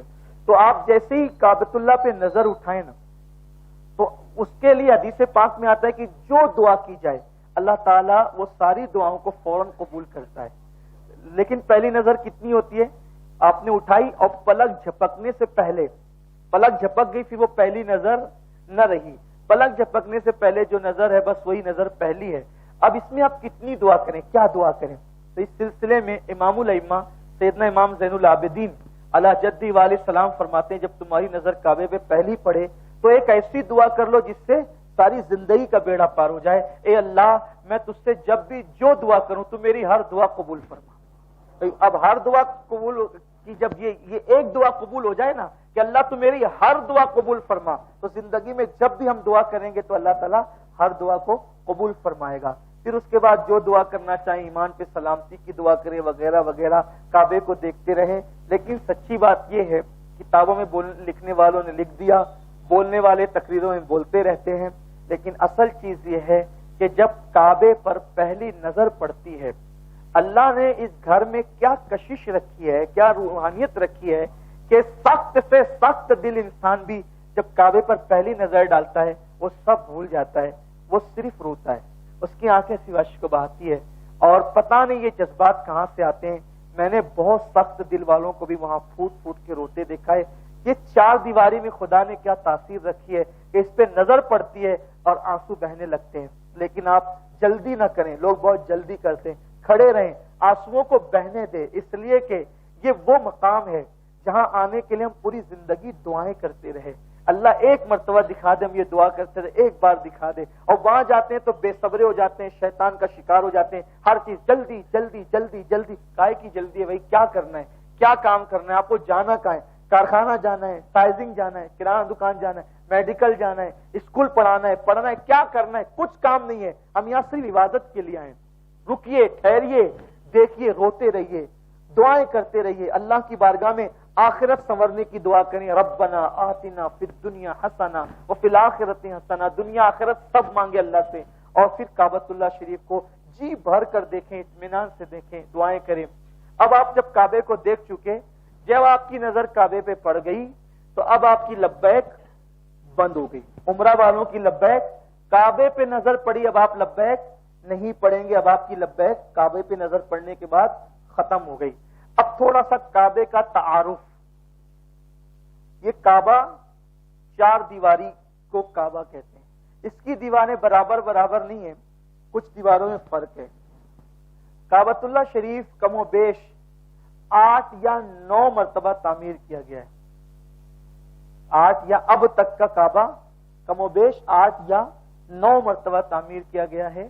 اور کعبہ سب سے پہلے جو تعمیر ہوا ہے اس کو فرشتوں نے تعمیر کیا تھا. سب سے پہلا کعبہ فرشتوں نے تعمیر کیا تھا. پھر طوفان نوح میں اٹھا لیا گیا تو اس کے نشانات رہ گئے تھے. پھر اس کو دوسری مرتبہ حضرت ابراہیم علیہ السلام نے تعمیر کیا. تعمیر ابراہیم یہ دوسری مرتبہ ہے، پہلی مرتبہ نہیں ہے. اور انہوں نے فرشتوں کی بنیاد پر یا حضرت آدم علیہ السلام کے تعمیری نشانات کی بنیاد پر تعمیر کیا. اس کے بعد پھر جو ہے وہ قبیلہ بنو جرہم نے اس کو بعد میں اور اس کے حوالے سے مرمت کی، اس کی تزئین کی. پھر اس کے بعد جو ہے حضرت قریش نے تعمیر کیا حضور علیہ الصلوۃ والتسلیم کے ظاہری دور میں. پھر اس کے بعد جو ہے وہ حضرت عبداللہ ابن زبیر نے تعمیر کیا. پھر اس کے بعد جو حجاج بن یوسف نے تعمیر کیا. اسی طریقے سے تعمیرات ہوتی رہی. اور اب جو کعبۃ اللہ شریف کی تعمیر ہے وہ ایک ترکی بات کے جو بادشاہ ہے یہ ان کی تعمیر ہے. ورنہ کم و بیش کم زیادہ کے معاملات ہوتے رہے، مرمتیں ہوتی رہی. تو یہ کعبۃ اللہ شریف ہے. یہ جو دیواریں ہیں اس کو کعبہ نہیں کہتے، بلکہ کعبہ زمین کے اصل اس حصے کا نام ہے جو زمین کا بالکل بیچ سینٹر ہے، اس کو کعبہ کہتے ہیں. یہ دیواریں تو صرف ایک نشان ہے، دیواریں ایک نشان ہے. اسی لیے کعبے کی دیواریں تو چند فٹ کی ہے، لیکن اس کے اوپر بھی لوگ جو نماز پڑھتے تو کعبے کی طرف رک کر کی پڑھتے ہیں. وہاں تو دیوار نہیں ہے لیکن وہ فضا میں نماز پڑھتے ہیں. تو پتہ چلا کہ دیواروں کا نام کعبہ نہیں، یہ نشان کعبہ ہے. اصل کعبہ جو ہے وہ زمین کے اس خطے کا نام ہے جو نیچے نیچے نیچے تحت الثری تک اور اوپر اوپر اوپر عرش اعظم تک وہ پورا کعبہ ہی ہے. اللہ نہ کرے، 1000 بار نہ کرے کہ کبھی کعبے کی دیواریں ٹوٹ بھی جائے تو بھی مسلمان جب نماز پڑھیں گے تو اسی طرف رک کر کے پڑھیں گے، کیونکہ کعبے کی دیواروں کا نام کعبہ نہیں بلکہ زمین کے اس ٹکڑے کا نام کعبہ ہے جو بالکل بیچ سینٹر کے اندر موجود ہے. تو یہ کعبۃ اللہ کی 4 دیواریں ہیں. 4 دیواروں میں یہ پہلا کونا ہے نشانی کے لیے، جس کونے کے اندر حجر اسود لگا ہوا ہے. جس کونے کے اندر، اس کونے کو رکن کہتے ہیں. کعبے کے جو چاروں کونے ہیں ان کو کیا کہتے ہیں؟ رکن کہتے ہیں. رکن کیا کہتے ہیں؟ بولیے ذرا سب مل کے کیا کہتے ہیں؟ رکن کہتے ہیں. تو یہ جو پہلا کونا ہے جس میں حجر اسود لگا ہے اس کو رکن اسود کہتے ہیں. رکن اسود اس کو کیوں کہتے ہیں؟ کیونکہ اس کے اندر حجر اسود لگا ہوا ہے اور یہ کونا سب سے افضل ترین کونا ہے. اور یہ حجر اسود والے کونے کو رکن اسود کہتے ہیں اور اس کو رکن ہندی بھی کہتے ہیں. اس کو رکن ہندی اس لیے کہتے ہیں کہ اسی طرف ہمارا ملک ہندوستان ہے، اس لیے اس کو رکن ہندی بھی کہتے ہیں. اور الحمدللہ ہم ہندوستان والے جس طرف رک کر کے نماز پڑھتے ہیں وہ سب سے افضل کونا ہے جدھر حجر اسود لگا ہوا ہے. یعنی ہم لوگ جب نماز پڑھتے تو ہمارا رخ جو ہے وہ اسی کونے کی طرف ہوتا ہے. الحمدللہ تعالی، اللہ تعالیٰ کا یہ فضل ہے. الحمدللہ علی احسانی. تو یہ رکن اسود ہے. اب یہ رکن اسود جو ہے اس کے جو دائیں طرف ہے، اس کے جو دائیں طرف ہے اس کو رکن عراقی کہتے ہیں. اس کو رکن عراقی اس لیے کہتے ہیں، دائیں طرف اس کے طرف وہ ملک عراق ہے. پھر اس کے جو دائیں طرف ہے اس کو رکن شامی کہتے ہیں کیونکہ وہ اس طرف ملک شام ہے. اور اس کے جو دائیں طرف ہے اس کو رکن یمانی کہتے ہیں اس لیے کہ اس طرف ملک یمن ہے. یہ 4 کونے ہو گئے. اب ان 4 کونوں میں جو رکن اسود ہے، رکن اسود سے لے کر اس کی جو دائیں طرف ہے ایک دروازہ ہے، دروازہ جو سونے کا ہے، اس کو باب الکعبہ کہتے ہیں، کعبے کا دروازہ، اس طریقے سے دروازہ ہوگا، یہ باب الکعبہ۔ اور پھر یہ کعبے کا دروازہ اور رکن اسود، ان دونوں کے درمیان کی جو جگہ ہے، چھوٹی سی جگہ ہے، دیوار، اس کو ملتزم کہتے ہیں۔ ملتزم مطلب چمٹنے کی جگہ، یہاں جا کر سینہ لگانا ہوتا ہے اور ہاتھ ملنے ہوتے ہیں، دعائیں کرنی ہوتی ہے۔ آقا علیہ السلام فرماتے ہیں کہ میں جب بھی حرم میں جبریل کو دیکھتا ہوں تو اکثر جبریل کو اس حالت میں دیکھتا ہوں کہ جبریل یہاں سینہ چمٹا کر کہہ رہے ہیں یا واجدو یا ماجدو لا تزل انی نعمتا انعمت علیہ، اے اللہ تو نے جو نعمت مجھے دی ہے وہ مجھ سے کبھی چھیننا مت۔ اکثر جبریل کو میں یہی پاتا ہوں دعا کرتے ہوئے۔ ملتزم ہے، بہت مبارک جگہ ہے، اس پہ جا کے چمٹنا چاہیے، لیکن جب احرام کی حالت ہو تو اس وقت نہیں چمٹنا چاہیے۔ کیوں؟ اس لیے کہ لوگ یہاں آ کر کے عطر لگا دیتے ہیں، خوشبو لگا دیتے ہیں، ہم احرام میں ہوں گے، جا کے چمٹیں گے تو عطر ہمیں لگ جائے گا، تو اگر زیادہ مقدار میں لگے گا تو ہم پر جو ہے وہ کفارہ لازم آ سکتا ہے۔ اس لیے چمٹنا احرام کی حالت میں نہیں ہے، بلکہ دور سے دعا کرنا چاہیے، اور جب احرام نہیں ہو، موقع ملے تو یہاں جا کے چمٹنا چاہیے۔ تو یہ ہو گیا ملتزم، یہ ہو گیا باب الکعبہ، کعبے کا دروازہ، یہاں بھی دعائیں مقبول ہوتی ہے۔ کعبے کے بالکل دروازے کے سامنے ایک جو ہے وہ کبہ ہے ایسے پیلے رنگ کا، اور اس کبے میں وہ کانچ لگی ہوئی ہے، اور اس میں اندر جو ہے وہ 2 قدم ہے، وہ قدم حضرت ابراہیم علیہ السلام کے قدموں کا نشان ہے، حضرت ابراہیم علیہ السلام کے قدموں کا نشان ہے، اسی لیے اس کو کہتے ہیں مقام ابراہیم۔ وَاتَّخِذُ مِن مقام ابراہیم مصلی، قرآن کی آیت ہے۔ اور جب ہم طواف مکمل کر لیتے ہیں تو مقام ابراہیم کے پیچھے جہاں جگہ ملے 2 رکعت نماز نفل واجب الطواف پڑھنی ہوتی ہے، تو اسی کے پیچھے جہاں جگہ ملے پڑھتے ہیں، تو اس کو مقام ابراہیم کہتے ہیں۔ پھر اس کے بعد محترم حجاج، اب یہ جو رکن عراقی اور رکن شامی ہے، یہ رکن عراقی اور رکن شامی، ان دونوں کے درمیان ایک آدھا چاند، اس کو حتیم کہتے ہیں۔ حتیم کے اندر کی جو جگہ ہے وہ بھی کعبے کا حصہ ہے، جو حتیم کے اندر جاتا ہے گویا کہ وہ کعبے کے اندر ہی جاتا ہے۔ تو یہ حتیم کا اندر کا حصہ، یہ حتیم کیوں ہے؟ حتیم کیوں ہے؟ اس کی وجہ یہ ہے، حتیم کی وجہ یہ بتائی جاتی ہے کہ جب حضور علیہ الصلوۃ والتسلیم کے ظاہری دور میں قریش نے دیکھا کہ کعبۃ اللہ کی دیواریں کمزور ہو گئی ہے، تو اس وقت ان لوگوں نے کعبہ بنانے کا پلان کیا، لیکن چونکہ ان میں اکثر لوگ مشرک تھے اور وہ اکثر حضرت ابراہیم علیہ السلام کی اولاد میں سے تھے، تو مشرک شرک میں ڈوب گئے تھے اکثر لوگ، لیکن ان کے اندر اتنا خیال تھا کہ ہمارے باپ کی ہاتھ کا بنایا ہوا جو کعبہ ہے، نبی نے بنایا نا، اللہ کے پیغمبر نے بنایا ہے، تو وہ یہ چاہتے تھے کہ اس کو توڑے کیسے، پہلے وہ توڑنے کی ہمت نہیں کرتے تھے۔ پھر بہرحال انہوں نے سوچا چلو شہید کر کے، اچھی نیت ہے، بنانا چاہیے۔ پھر انہوں نے میٹنگ کی، اور میٹنگ کر کے انہوں نے یہ فیصلہ کیا کہ ہم جو کعبہ بنائیں گے اس میں صرف پیور حلال کی رقم لگائیں گے، حرام پیسے سے کعبہ نہیں بنائیں گے۔ ان کے پاس پیسے تھے، حرام کے بھی تھے، حلال کے بھی تھے، لیکن انہوں نے کہا اللہ کے گھر میں، دیکھو مشرک تھے، کافر تھے، لیکن ان کو اتنا خیال تھا اللہ کے گھر کا کہ ہم لوگوں کو حرام پیسہ اس میں نہیں لگانا ہے، حلال لگانا ہے۔ تو انہوں نے حلال جمع کیا، تو حلال اتنا جمع ہوا کہ اتنی عمارت بن سکی، پوری عمارت نہ بن سکی۔ تو ان لوگوں نے سوچا کہ اب جو اتنی جگہ بچی ہے، اب پیسے تو ختم ہو گئے، تو کیا کرنا چاہیے؟ تو ان لوگوں نے یہ آدھا چاند کا نشان بنا دیا تاکہ لوگوں کو پتا رہے کہ کعبہ اتنا نہیں ہے بلکہ کعبہ یہاں تک ہے۔ لیکن پیسہ ختم ہو گیا، اب پیسہ ختم ہو گیا تو کیا کریں؟ تو اتنا نشان بنا دیا کہ بھئی یہ اتنا نشان ہے، یہ بھی کعبے کا حصہ ہے، تو لوگ جو طواف کریں گے اس سے باہر کریں گے، اندر سے جائیں گے تو طواف نہیں ہوگا۔ کیوں نہیں ہوگا؟ کیونکہ یہ بھی کعبے کا حصہ ہے۔ پیسے نہیں تھے اس لیے یہ جگہ چھوڑ دی گئی۔ آج تو پیسے ہے، سعودی چاہے تو سونے کا کعبہ بنا سکتی ہے نا، لیکن پھر یہ کیوں ہے؟ یہ حضور علیہ السلام کا کرم ہے۔ حضور علیہ السلام، حضور جانتے تھے کہ ایک وقت ایسا آئے گا، مالدار لوگ، بادشاہ لوگ، اور جو ہے وہ سورس والے لوگ، جن کے سورسز ہوں گے، وہ کعبے کا دروازہ کھلوا کے کعبے کے اندر جا سکیں گے، لیکن میرا عام امتی اندر جانے کی ہمت نہیں کرے گا۔ تو حضور علیہ السلام نے یہ پیسے ہونے کے بعد بھی اس کو قائم رکھا۔ کیوں؟ اس لیے کہ کوئی غریب آ کر بھی حتیم کے اندر آ کر کعبے کے اندر عبادت کرنے کا شرف حاصل کر سکیں۔ ایک کعبے کے دروازہ کھلوا کر تو ہم نہیں جا سکتے، لیکن حضور علیہ السلام نے تو حتیم کے دروازے 24 گھنٹے کھلوا دیے ہیں کہ تم بھی کعبے کے اندر جا کر عبادت کرنے کا شرف حاصل کر سکتے ہو۔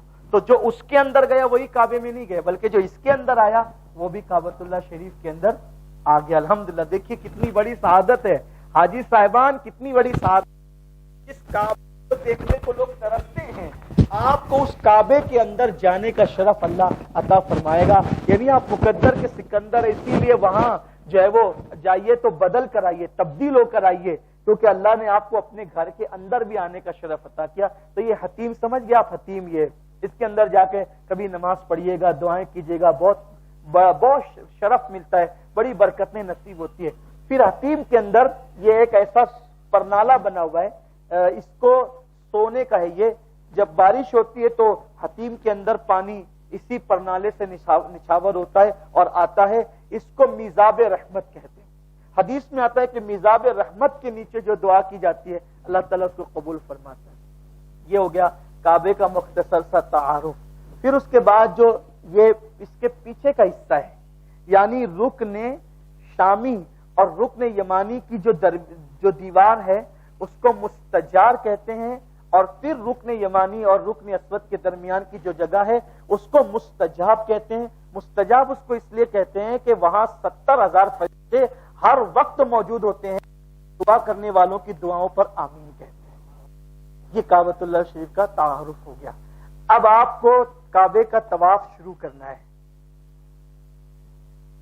کعبۃ اللہ شریف کا طواف شروع کرنا ہے۔ آپ کعبۃ اللہ شریف دیکھ چکے، اب آپ جو ہے، حالانکہ بھیڑ بہت رہتی ہے، اتنی اطمینان سے جو میں بتا رہا ہوں اتنا اطمینان آپ کو نہیں ملے گا، اتنا کھڑے رہو گے تو دھکے سے کہاں پہنچ جاؤ گے، لیکن یہاں صرف آپ سمجھ لیں اس کو۔ تو آپ جو ہے یہ جو دیوار دکھ رہی ہے، یہ جو رکن دکھ رہا ہے، رکن کیا، اس کو کیا کہتے ہیں؟ بولو حاجی صاحبان، کیا کہتے ہیں؟ رکن اسود۔ اسود مطلب کالا، اور اس میں حجر اسود لگا ہوا ہے۔ یہ پتھر جنت سے آیا ہے، جنت سے، اور جب یہ جنت سے آیا تھا تو بہت گورا گورا تھا، بڑا نورانی تھا، سفید تھا، لیکن جب لوگ اس کو چومتے گئے تو اس پتھر کی خصوصیت ہے، جو اس کو چومتا یا استلام کرتا ہے تو وہ سب کے گناہوں کی کالک اپنے اندر لے لیتا ہے اور اپنا نور اس کو دے دیتا ہے۔ آقا علیہ السلام فرماتے ہیں قیامت کے دن جس نے اس کو چوما ہوگا، استلام کیا ہوگا، یہ قیامت کے دن اللہ کی بارگاہ میں گواہی دے گا، اللہ میں اس کے ایمان کی گواہی دیتا ہوں، یہ اس نے مجھے چوما تھا، اور اللہ اس کی شفاعت اس کے چومنے والوں کے حق میں قبول فرمائے گا۔ یعنی کہ یہ کہے گا نا، گواہی دے گا تو اللہ تعالیٰ قبول کرے گا۔ جب یہ پتھر کی شفاعت اللہ قبول کرے گا، یہ پتھر جو میرے نبی کے صدقے میں جنت میں آیا تو اور جنت سے آیا، اس کی شفاعت قبول ہوگی تو حضور کی شفاعت کیوں قبول نہیں ہوگی؟ تو اس لیے یہ، اور حدیث پاک میں آتا ہے کہ حجر اسود گویا کہ اللہ کے ہاتھوں میں سے ایک ہاتھ ہے، جو حجر اسود کو چومتا ہے گویا وہ اللہ سے مصافحہ کرتا ہے۔ اس کا چومنے کا مطلب استلام بھی ہے بھیڑ کی وجہ سے۔ تو آپ کھڑے ہوں گے، کھڑے ہونے کے بعد اب آپ طواف شروع کریں گے۔ طواف شروع کرنے سے پہلے آپ یہ جو اب جو یہ جو احرام کی چادر ہے، یہ احرام کی چادر سیدھے ہاتھ سے نیچے ڈال کر اس طرح الٹے کندھے پہ اس کو ڈالیں گے، اس کو کہتے ہیں اضطباء۔ یہ صرف احرام میں کرنا ہوتا ہے، لوگ اسی طرح گھومتے رہتے ہیں، اسی طرح وہ صفا مروہ کی سعی بھی کرتے ہیں، اسی طرح وہ نماز بھی پڑھتے ہیں۔ اس طرح نماز پڑھیں گے نا، نماز پڑھنا اس طرح مکروہ ہے۔ تو صرف یہ طواف میں یہ استباء یعنی کندھا کھولنا، اس طرح سے چادر نیچے بغل سے نکال کے اوپر کی طرف الٹے کندھے پہ ڈالنا، اس کو استباء کہتے ہیں۔ یہ صرف طواف میں، اور طواف میں بھی وہ اس طواف میں ہے، یہ طواف میں بھی صرف اس طواف میں ہے جس طواف کے بعد آپ کو صفا مروہ کی سعی کرنا ہے۔ جس طواف کے بعد صفا مروہ کی سعی کرنا ہے اسی طواف میں استباء ہے، اور اگر صفا مروہ کی سعی نہیں کرنا ہے تو بھی اس میں استباء نہیں ہے۔ اب آپ نے جب وہ نیت کرنا ہے، اللہم انی ارید الطواف بیتک الحرام 7 اشواط فیسرہ لی وتقبلہ منی، یہ آپ دعا کریں گے، اللہ میں نے طواف کرنے کی نیت، تو اس کو میری طرف سے قبول فرما، میرے لیے آسان فرما، یہ آپ کہیں گے۔ اور اگر نہیں کہہ سکتے تو وہی معاملہ، دل میں ارادہ کہ اللہ میں طواف कर रहा हूं, तुम इसको कबूल कर और आसान कर। और फिर जब आप इस तरह नियत करेंगे, अभी काबा जो है का ये जो रुकन है वो आपके दाई तरफ है, बस आप यहाँ आ जाएंगे, आप हजर अस्वद सामने होंगे, जहां खड़े रहें, बिस्मिल्लाह अल्लाहु अकबर वस्सलातु वस्सलाम अला रसूलिल्लाह कहकर आप अपने हाथों को उठा करके जो है वो लबों को बोसा देंगे, लेकिन चूमने में आवाज नहीं आना चाहिए। आप ऐसे हाथों को चूमेंगे और उसके बाद आप इस तरीके से मुड़ जाएंगे। काबा आपके उल्टे हाथ की तरफ होगा, काबा आपके उल्टे हाथ की तरफ होगा। अब आप तवाफ शुरू करेंगे। जब आप तवाफ शुरू करेंगे, अगर भीड़ ना हो तो जो है वो रमल करना जो है वो सुन्नत है। रमल कहते हैं इसको कि छोटे छोटे कदम से इस तरीके से अकड़ करके जो चलते हैं ना, इसको रमल कहते हैं। और ये 3 चक्कर में सुन्नत है। इस तरीके से हाथ हिला हिलाकर छोटे कदम चलना, ये 3 चक्करों में सुन्नत है। ये इसलिए सुन्नत है कि जब मुसलमान आए ना काबतुल्लाह शरीफ में, तो मदीना शरीफ के अंदर बीमारियां होती थी, तो मक्के के काफिरों ने कहा कि कहीं ये लोग बीमार होकर कमजोर तो नहीं हो गए। तो हुजूर ने फरमाया कि शाने हिला के चलो ताकि पता चले हम कमजोर नहीं हुए, बल्कि मदीने जाकर अल्लाह ने हमारी ताकत को बढ़ा दिया। तो 3 चक्कर में, हालांकि आज वहां कोई जो है वो खुला हुआ काफिर तो नहीं है ना, बुत परस्त तो बज़ाहिर वहां कोई है नहीं। फिर ये क्यों करते हैं? अल्लाह ताला अपने महबूब बंदों की यादों को मिटाना नहीं चाहता, बल्कि उसको जिंदा रखना चाहता है। यानी अल्लाह के बरगज़ीदा बंदों की यादें इसमें ताजा होती है हज के अरकान के अंदर। तो इस तरीके से आप चलेंगे। और अगर भीड़ हो तो अब भीड़ में भी लोग इस तरीके से करने लगते हैं। भीड़ में नहीं करें, भीड़ में नहीं करें। क्यों नहीं करें? लोगों को हाथ लगेगा। तो जब भीड़ हो तब लोग क्या करते हैं, भीड़ की वजह से लोग जो है वो रमल के लिए रुक जाते हैं। यानी कि अब भीड़ आई ना तो वो रुक गए कि जब भीड़ जाएगी तो तब हम इस तरह से चलेंगे। नहीं, रुके नहीं, बल्कि आप नहीं कर सकते ना रमल भीड़ की वजह से, तो थोड़ा तेज तेज चलें। तेज तेज चलने से भी वो सुन्नत अदा हो जाएगी। लेकिन जब भीड़ नहीं हो तो फिर आप जो है वो शाने हिला करके चलने लगे। तब आप जो है वो दुरूद शरीफ पढ़ें, तीसरा कलमा पढ़ें, रब्बना आतिना पढ़ें, और ये पढ़ते हुए जो है आप यहां से निकलकर जो है वो आगे बढ़ते जाएंगे और काबे का तवाफ करेंगे। दौरान तवाफ, काबे का तवाफ करते वक्त काबे को सीना नहीं करना चाहिए। काबा उल्टी आंख की तरफ होगा, लोग ऐसे देखने लगते हैं, ऐसे चलने लगते हैं। तो अगर आपने तवाफ के दरमियान काबे की तरफ जितनी देर तक सीना किया या जितनी देर तक पीठ की, तो उतना चक्कर आपका माना नहीं जाएगा। तो इसलिए जो है वो ना काबे की तरफ पीठ करें दौरान तवाफ और ना सीना करें। अलबत्ता चलते हुए कभी काबे पर नजर उठा लें या उठ जाए तो अलग बात है, वरना निगाहें नीची करते हुए खुशू व खुजू के साथ तवाफ करें। ये सोचें, तवाफ करते वक्त ये सोचें, ये वही जगह है जिस जगह अल्लाह के नबी ने कदम रखे। हुजूर के कदम पड़े, हजरत मूसा के कदम पड़े, हजरत अय्यूब के कदम पड़े, हजरत इब्राहिम के कदम पड़े, इतने बड़े बड़े अंबिया औलिया इस पे कदम रख के चले और वहीं आप चल रहे हैं, तो निगाहें झुक जाना चाहिए। खुशू के साथ, खशियत के साथ, रोते हुए और अल्लाह की बारगाह में आजिज़ी करते हुए चले। इधर उधर न देखें, बिला जरूरत न देखें, चले। फिर आप दुरूद शरीफ, कलमा शरीफ और तिलावत जो भी आपको करना है करते हुए आप वहां से लेकर के फिर घूम करके आएंगे। जब आप घूम करके आ गए इस रुकन पे, फिर अब आप काबे की तरफ रुक कर लें। बिस्मिल्लाह अल्लाहु अकबर वस्सलातु वस्सलाम अला रसूलिल्लाह कह के फिर चलने लगे। रुके, आपने काबे की तरफ रुक किया इस्तिलाम के लिए, ये कर सकते हैं। फिर चलने लगे। तो आप हजर अस्वद से लेके हजर अस्वद तक आए थे, तो आपका एक चक्कर हुआ। फिर दूसरा चक्कर आपने शुरू किया इस्तिलाम करके। फिर हजर अस्वद तक आ गए, आपका दूसरा चक्कर हजर अस्वद पे मुकम्मल हुआ। फिर इस्तिलाम करके आपने तीसरा चक्कर शुरू किया। फिर आ गए, तीसरा चक्कर मुकम्मल हुआ। फिर इस्तिलाम करके चौथा चक्कर शुरू किया। ऐसे ही आपका 7वां चक्कर हजर अस्वद पे खत्म होगा। और जब 7वां चक्कर पूरा हो जाए तो फिर भी 8वीं मर्तबा आप इस्तिलाम करेंगे और इस्तिलाम करके फिर आप हटेंगे। ये हो गया आपका तवाफ। 7 चक्कर का एक तवाफ होता है।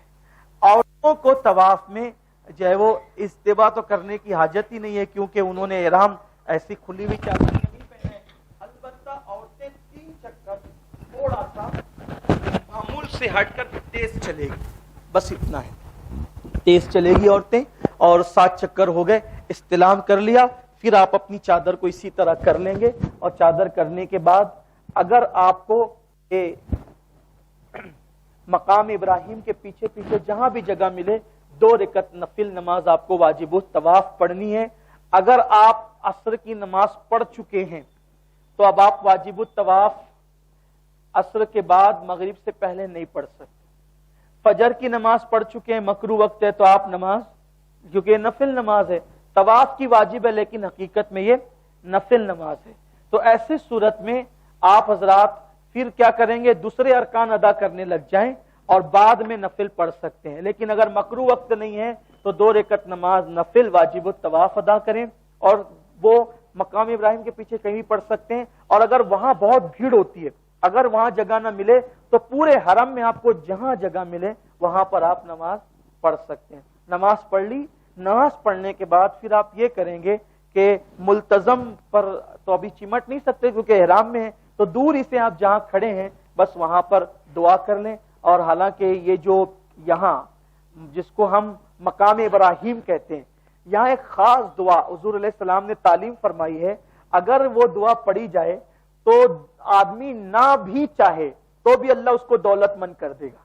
अगर किसी ने यहाँ आके ये दुआ पढ़ ली तो ना भी चाहे तो भी अल्लाह उसको दौलतमंद कर देगा।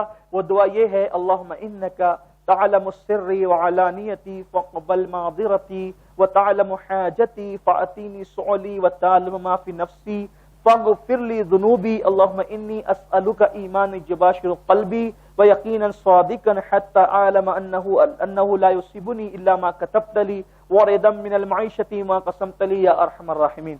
ये दुआ पढ़ना चाहिए, इसकी बड़ी बरकतें हैं। अगर जो वो देख करके याद नहीं हो, कोशिश करें कि बगैर देखे याद नहीं हो तो कोशिश करें कि उसको देख करके पढ़े। लेकिन एक बार यहाँ ये दुआ आप मकाम इब्राहिम के पीछे कहीं भी या वाजिबुत तवाफ के बाद ये दुआ कहीं भी एक बार जरूर पढ़ें, इसकी बड़ी बरकत है। हुजूर अलैहि सलाम फरमाते हैं कि ना भी चाहो तो भी अल्लाह तुम्हें दौलतमंद करेगा और दौलत तुम्हारे कदमों में तुम्हारे पीछे पीछे आएगी। इस दुआ की बरकतें ये है। आपका तवाफ मुकम्मल हुआ, आपने मुल्तजम पे दुआ कर ली। दुआ करने के बाद अब आपको जमजम के जो वो केन रखे होते हैं, जगह जगह पे केन रखे होते हैं। पुरानी किताबों में लिखा है कि जमजम के कुएं पर आए पानी पिए, तब वहां कुआं ढूंढते फिर कुआं बंद हो गया है। 2003 से वो कुआं जो है वो उसको बंद कर दिया गया है। वो पानी निकलता है पैप से और अब वो सारे फिल्टर करके सारे केन भरे जाते हैं। जगह जगह उसके जो है वो नल भी लगे हुए हैं और केन भर के रखा भी होता है। तो कूलर जहां भी मिले आप वहां पे पानी पिए। ठंडा नहीं पीते तो वहां पर लिखा हुआ है ला बारिद, यानी ये ठंडा नहीं है, ठंडा गर्म दोनों पानी है वहां पर, फिर पिए। कुछ लोग एक गिलास पी करके भागते हैं, नहीं। हुजूर अलैहि सलाम फरमाते हैं मुनाफिक और मोमिन में फर्क यह है कि मुनाफिक जमजम थोड़ा पीता है। यहाँ थोड़ा इसलिए पीते हैं कि अपनी मजबूरी है कि अब यहाँ तो है ज्यादा नहीं, लेकिन वहां के लिए कहा गया कि मुनाफिक थोड़ा पीता है और मोमिन पेट भर के पीता है। इतना पियो कि आपकी पसलियां ऊपर हो जाए, एकदम पेट भर के जम करके, जिसको कहते हैं ना, पियो। और दुआ भी करो, अल्लाहुम्मा इन्नी अस्अलुका इल्मन नाफिआ व रिज़्क़न वासिआ व शिफ़ाअन मिन कुल्लि दा। जमजम देखकर जो दुआ की जाती है अल्लाह कबूल करता है। ये दुआ करो, अल्लाह आज जमजम पिला रहा है, कल अपने महबूब के हाथों से जामे कौसर नसीब फरमा, क़यामत की प्यास से बचा। खूब दुआ करें, खूब पेट भर के काबे की तरफ रुक करके पिए। और जब जमजम पी लें तो जमजम पीने के बाद फिर आपको अब सफा मरवा की सई करना है। और जैसे ही आप जो है ना, ये मकाम इब्राहिम का जो पिछला हिस्सा है ना, पिछला ये इधर, तो जैसे ही आप जाएंगे ना उधर उल्टे हाथ की तरफ, तो वहां पर लिखा होगा मसा, मसा करके तीर का निशान बना होगा।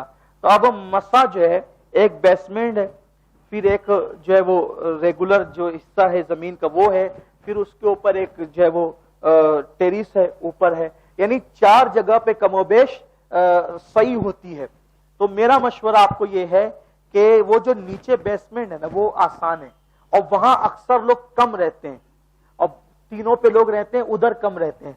तो आप वहां पे जाएं और वहां जाने के बाद ऐसे कांच के अंदर जो है वो सफा की पहाड़ियों का हिस्सा है और उधर भी कांच के अंदर मरवा की पहाड़ियों का हिस्सा है। तो आप वहां पर जाएं और इस तरीके से आप जब खड़े होंगे ना तो आपको काबतुल्लाह शरीफ नजर आएगा, हल्का सा नजर आएगा, क्योंकि अभी वहां काम चल रहा है ना, तो इसलिए पूरा नजर नहीं आता। तो और हो सकता है कि आप जाएंगे तो मजीद कोई पार्टीशन उन्होंने ठोक दिया हो तो नजर भी ना आए। काबे की तरफ रुक करें और रुक करके आप दुआ करें। इतनी देर तक दुआ करें कि जितनी देर में कुरान शरीफ की 20 سے 25 آیتوں کی تلاوت ہو سکتی ہے. اتنی دیر تک کعبے کی طرف رک کر کے دعا کریں. دعا کرنے کے بعد نیت کریں اللہم انی ارید السعی بین الصفا والمروہ بین الصفا مروہ 7 اشواط فیسرہ لی وتقبلہ منی. یعنی اللہ میں صفا مروہ کی صحیح کی نیت کرتا ہوں تو اس کو میرے لیے آسان فرما, میری طرف سے قبول فرما. اور پھر آپ ان الصفا والمروۃ من شعائر اللہ فمن حج البیت او اعتمر فلا جناح علیہ ان یطوف بہما ومن تطوع خیرا فإن اللہ شاکر علیم. یہ آیت پڑھتے ہوئے جو ہے وہ مسا سے یعنی کہ صفا سے نکلیں گے اور مسا کی طرف بڑھیں گے, اور جہاں تک وہ ہری لائٹ ہوتی ہے نا وہاں تک آپ کو اپنا نارمل چل کر کے جانا ہے. اور جب ہری لائٹ پر آپ آئیں گے تو وہاں پر آپ کو چھوٹے قدم سے ہری لائٹ سے لے کر ہری لائٹ تک کہ آپ کو دوڑنا ہے, چھوٹے قدم سے, بہت تیز نہیں, چھوٹے قدم سے. وہاں بھی دعا کی قبولیت کا وقت ہوتا ہے, وہاں بھی دعا کریں, کیونکہ وہ اتنی جگہ کو میلین اخضرین کہتے ہیں کہ حضرت ہاجرہ, اصل میں وہ دوڑنے کا جو تصور ہے وہ یہ ہے کہ حضرت اسماعیل علیہ السلام کو جب پانی کی پیاس لگی تھی تو حضرت ہاجرہ جو ہے وہ صفا پہ کھڑے ہو کر کے ادھر ادھر دیکھتی تھی اور پانی نظر نہیں آتا تھا, تو کیا کرتی تھی, وہ دیکھ کر کے پھر جاتی تھی, اور جیسے ہی خیال آتا تھا کہ میرا بچہ میری نظروں سے اوجھل ہو گیا ہے تو وہ پھر اتنی جگہ پر مروہ کی طرف جانے سے پہلے دوڑتی تھی کہ میں جلدی سے پہنچ جاؤں اور اوپر چڑھ کے میرے بچے کو میں دیکھ لوں.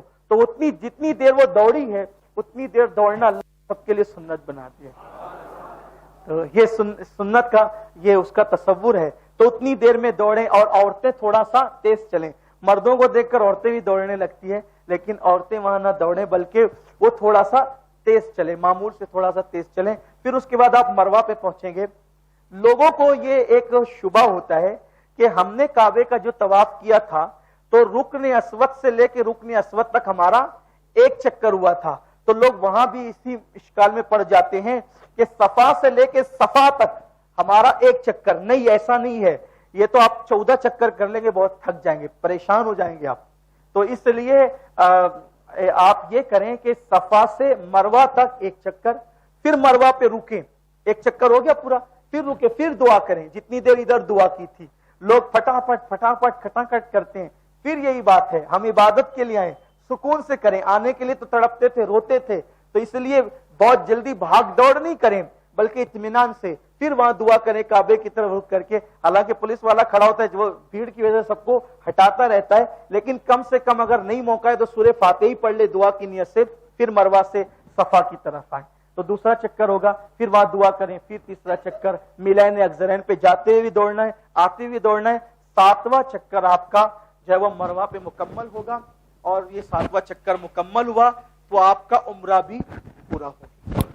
آپ کا عمرہ بھی پورا ہو گیا.